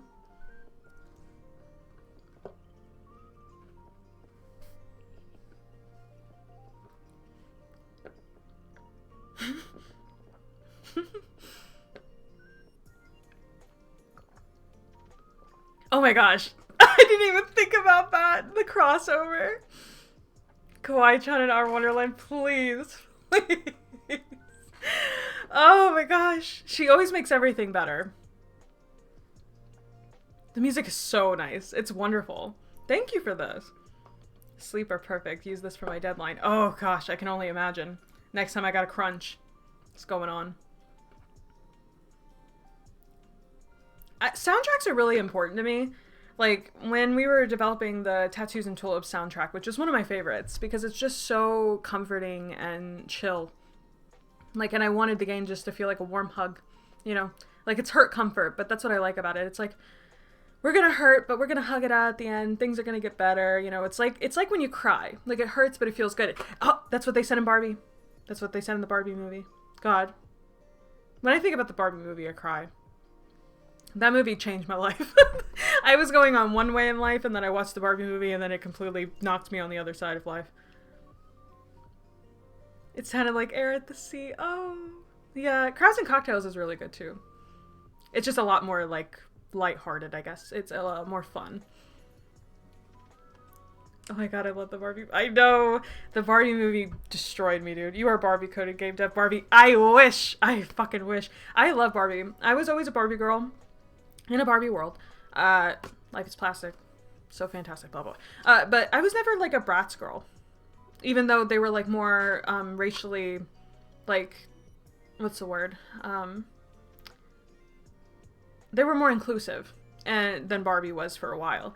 But my mom loved Barbies, so she would always get me Barbies. And, of course, it's, like, pink and just fun and girly. And I had so many Barbies, Jesus Christ. It's funny because my taste have always been like super girly stuff and then super like action focused stuff. And what I mean by that is that's why Magical Girls really appealed to me, because it's both. But like I love Dragon Ball Z and Barbies, and I loved like I had a wrestling phase. Like I was really into WWE for forever, and I don't know why that I was so into it, because I love shonen anime and then I love shoujo anime, so it's like those two things put together. It's just those very two different spectrums really appeal to me. Hence why we have like TNT that's very shoujo based and Lord of Lies, which is very shonen based in my head. So just give me both. Just give me both all the time. Oh, the Swan Lake one, the Barbie movies, like those like direct to DVD ones, were so good. I think my favorite one was, oh, I know what it was. It was the Pegasus. Oh gosh, I got so excited. It was the Pegasus one. And it came out in 2004, and Resident Evil 4 also came out the same year. So I had this is a real memory that I had. I was turning 2004, I was turning 6. And I had a Barbie movie party, and it was the Pegasus one. The Magical Pegasus, where she's an ice skater, and it's like purple, and in like, oh gosh, such a gorgeous movie. It honestly isn't, but it was back then. And I had my whole party like that, and then my mom was playing Resident Evil 4 in the background with her new boyfriend. I remember that very well. Princess and the Pauper was also one of my favorites. I like Swan Lake as well. I watched so many. I even like the Fairytopia ones a lot. But I remember the Pegasus one being my favorite. And I remember, oh, I had Shiver. I had that little polar bear, and I had like a plush of her. And if you squeezed her, she would like shake, and she would go zzz. It was very cute. And my sister had the princess doll. Oh, the Fairytopia, yeah! Gosh. And Bibble, you know, everybody loves Bibble. Icon. The Princess and the Pauper being named Annalise. Yeah! Controversially, I was also a huge My Scene girl. I was a My Scene girl too, because I played all those games on stream. I played all those games on my grandparents' computer, and I loved My Scene. It was like the perfect marriage between Bratz and and Barbie. Apparently, it was Barbie's response to Bratz, which I think they did a pretty good job, because I really liked how they looked. Those movies were great, and I love the dolls. Still sad Louise' death and RE4 remake, not original one. Yeah. I love RE4. I am a huge Resident Evil fan. I have been, like, my whole life. That's why it's weird that I have this relationship with horror, because I do have, like, a lot of actual interest in a lot of different horror franchises. But I think the anxiety is usually what keeps me from them half the time. But Resident Evil is more action-focused, I guess, and has really hot characters, so it's a little bit easier to get through. I was scared of Danganronpa, for example, and, like, that's not even, like, a scary visual novel, really. It's just dark. It's just, and most of the time it's silly as fuck. Like, and that would scare me. I couldn't even, like, stick with that for too long. The really hot characters is what got me. I'm gonna be real. Like, Leon Kennedy was one of my first. Him and Ada were one of my first, like, bisexual awakenings. I have several, but, like, they were definitely what kept me there. I still have never played Danganronpa. Carrot. Your game's better than Danganronpa, but it is fun. It's really fun. I think it's fun. Maybe it would be more fun if you watched somebody else play it, maybe. Unless you just want to go... Personally, I watched other people play it because I just didn't have the time in the world to play that game. But I really liked it. The first one's my favorite, which is controversial. A lot of people like the second one, which I think is fine. But the first one is very special to me. And the soundtrack alone is worth playing. I know I do need to play it, or at least watch a Let's Play. I would recommend watching a Let's Play if you just want to save time. Just have it, like, playing in the background or something. I love Danganronpa. It's fun. My favorite is also the first. The first one is so good, and I don't care. Like, the only thing that's bad about the first one is that weird mechanic where there's, like, purple text in the... It's been a while since I've seen it, but I just love the character cast of that one a lot. And I think it's just, like, the mysteries are actually halfway decent. And then 2 just is a little too silly for my taste. I think that's why I don't really like it. Especially the ending is silly as fuck. Which is, like, it's fine. But it's, like, Danganronpa takes itself more seriously than Ace Attorney does. And Ace Attorney really leans into the silliness, so when they do silly stuff, it doesn't feel as, like, kind of a kick in the nuts. Where it's, like, Danganronpa tries to be serious sometimes. And, like, actually succeeds at it every once in a while. So when they do a silly thing, it feels like they're just undercutting themselves, and I don't really get it. And the third one I could care less of a shit about, to be honest. The third one is whatever. It's kind of... I have mixed feelings. I like them all, but it's not my favorite. I think I'm more of an Ace Attorney fan now over Danganronpa because I do like the silliness more. Yes, the characters were very good, and overall I like they were accepting the grimace nuances of the murders instead of painting them as evil or pure victims like they do in the sequel. Yep. Mm-hmm. Yep. And my favorite is Case 4 in the first game. I'm not going to spoil it, obviously, but honestly, Case 4 and most of the games were really good. Dude, Ace Attorney makes me so unreasonably happy. Like, I love watching other people play it. Like, the game is just so, like... I don't know what the word is. I think it just feels good. It's like a comfort game. Case 4 is amazing for the first game. Love it. And it just involves my favorite character, who's Aoi. Like, Aoi's my favorite character, so more of her is always great. I like her a lot. I like pretty much all the characters, though. Case 4 of V3 is my least favorite from the franchise, lol. Yeah, I was more referring to Case 4 from 2, I think. I think that one speaks more to me.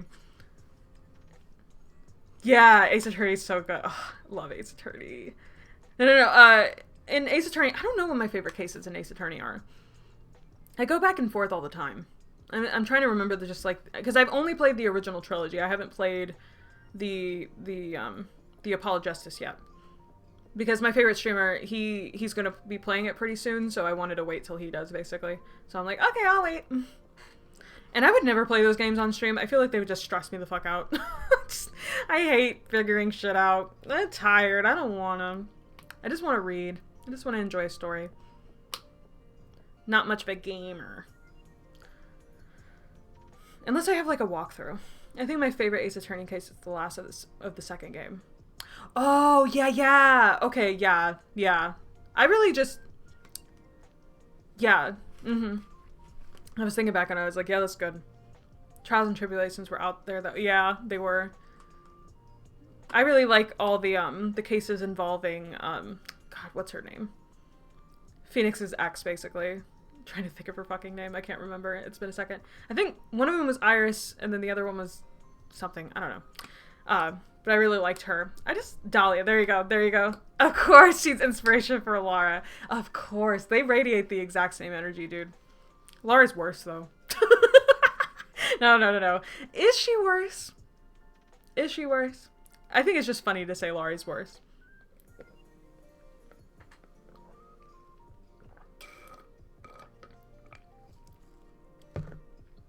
I love fun villains. I really do. Oh, it is Naoki. I didn't even put 2 and 2 together. Laura's evil incarnate. Oh my god, that's funny because I guess Dahlia is objectively worse. Yeah, because what is it? Laura just like is like a phobe. she's just the phobe. She's every kind of phobe, which is bad. But did she murder anyone yet? Not really. I think she just makes us so mad. And like, there was actually a great, I mean, not to get analytical about it, but there was a great series that I watched on people analyzing different stories. Okay, so you've seen Finding Nemo, maybe. In Finding Nemo, there's that little girl that like shakes the bags with the fishes in it and then she kills them. And in the context of that story, she's the worst. Like, she is like a devil, evil incarnate. Whereas like, what's his name? Like one of the characters from Game of Thrones, basically. Jaime, I think. Jaime Lannister. And he's technically worse, but because everybody is worse than him in the story, he is better than Darla, even though he's technically worse than Darla. Because it's not like, you can't put them on the same scale because it's by proxy of where they are in the story themselves. I hope that made sense. And I found that really interesting. And like, that's very true, you know? Like, if you set up an environment in which, and that's how Laura is. Like, if you put her next to Oleander or like some of your other like awful characters like Yancy, then she's not so bad. But like, but in the context of just, you know, being next to Katekyo, she's the worst. There are anime Ace Attorney too. Have you watched it? I haven't. I think I tried, but I didn't really enjoy it. I think some anime adaptations are just kind of lose the spirit of the original story for me, or like the art's a little weird, so I don't really enjoy it all the time. But I didn't like the Danganronpa anime either, so yeah, I think the only anime that I enjoyed that was like a adaptation was a Dramatical Murder anime, and that's just because I was such a Dramatical Murder fan that I was willing to overlook a lot. And yeah, and they cut out a lot, which hurts it ultimately. Ironically, I feel like Yancy is way more lighthearted than Lara. I mean, yeah. And one of the endings makes it so that like Yancy's actually not really bad at all. So I mean, it's a weird one, but but I'm glad that you didn't defend Oleander, because he's my arch nemesis. He is the worst character you've made to me so far. Until that weird incest guy comes. Now the Yancy heart CG is popping into my head. Oh gosh. That game will just haunt us, huh?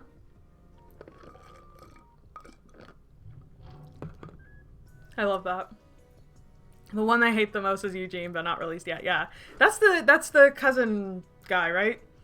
I'm pretty sure. Sobs and extra scared. Sobs and why is this so true? Yes, he's Camilla's cousin. Ugh. The worst. Boo! Boo him. Boo Eugene. We don't like him here. I need to create some villains eventually. I have a villain, but I can't say who. Most of my games, the villain was themselves the whole time.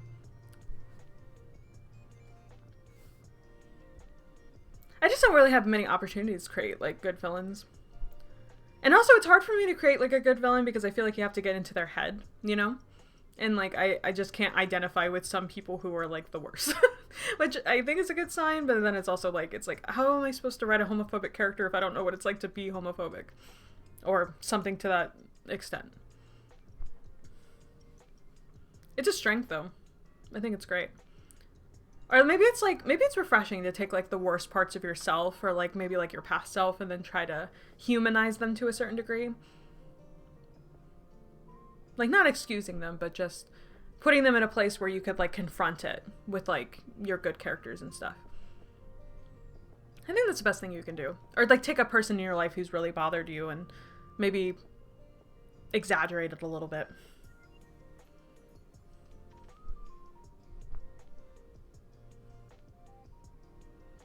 I'm proud of my chair for not squeaking right now. Oh gosh, this music is lulling me into like a false sense of security. It's lulling me into a nice sleep. Yes, it makes sense. It requires a twist to your mind a bit to shape a character really acting against everything you believe in. Yeah, I when I brought it up, I was just thinking about like some of the characters in like HSL or Water Lily and the Frost and stuff, because it's like, I can't, that's such a hard thing for me to even attempt to relate to, so it's like, well, I don't know. But I guess what is the best thing you can do is like, I listen to like a lot of true crime and stuff, and they usually interview these people or like try to like create an explanation for why these people did these things, or sometimes they'll just flat out say why they did it, and then it like grounds it in reality to a certain degree.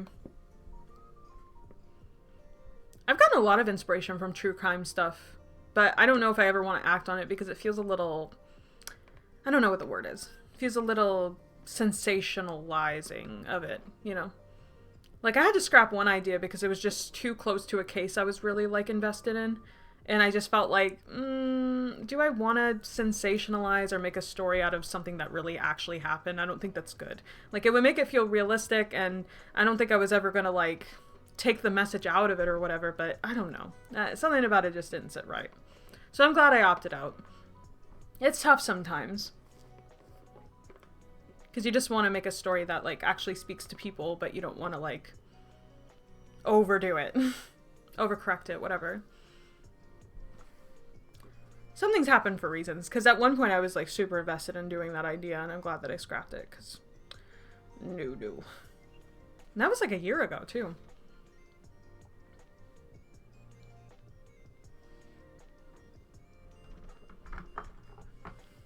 Bro, I might just play this music while I'm like doing chores later today. Just doing my dishes.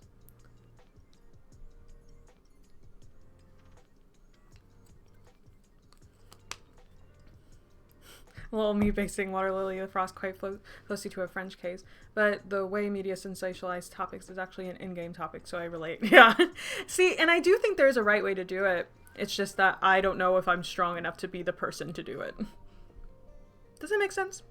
I think I just need to be like a little bit more methodical about it. Alright, let me do this. Let me mute the nice music in the background so they're not clashing. Okay, well, I had a great time on stream today. It was absolutely wonderful. So glad that I could show you guys an embarrassing part of my life, but turn it into something kind of positive maybe. I do have to spend time with my family and friends today, so, and we are at our stream time as usual, so that's really good. I'm glad that I could stream the whole time. I'm glad that I tried out some new things, and I'm so glad for everybody showing up, and thank you, Nayuki, again for the art, and everything was just really fun, and thank you, Gray, for the fucking memes. You always kill it with these memes. It's insane. It should be your full-time job. You're so good at it. And not to base something up. Yeah. Having fun with your family and friends. It was hilarious. Thank you for sharing. No, thank you for being here and like making it a little less embarrassing to go through. Yes, I wasn't there the whole time, but it was. But I'm glad you dropped by, even if it was like a little bit late. It doesn't matter. You're never too late. You know, we'll always make room. Okay, there's enough room for everybody to hang out. Thank you for showing up for another silly Saturday stream, whatever. I don't know what I'm gonna do next week, but I hope you guys come back. Let me bring up my schedule fast, because that's a thing we do now. Show the schedule. There we go. So today was the free slot day, and maybe next week I'll try to write a fan fiction. I think that would be fun on stream, but it'll be a fan fiction of one of my current works. And then tomorrow we're gonna play some Dragon Age, and we're gonna tackle that Mage Tower. I feel like I've been saying it forever. Like, I need to get through it. God damn, let me finish it. This was tons of fun. Thanks, Joy. No, thank you, Carrot. Thank you, Naiki. The Mage Tower. And then that will be the end until I will not be I'll have a new stream schedule on Monday. I like to stream on Tuesday. I did have fun streaming on Tuesday. I might do it again, but I might not because I do need to kind of stick to my schedule, but I do enjoy streaming more. So I don't know. We'll see. So, that's what we've got planned tomorrow is just Dragon Age tomorrow, and then I'll post my new stream schedule on Monday.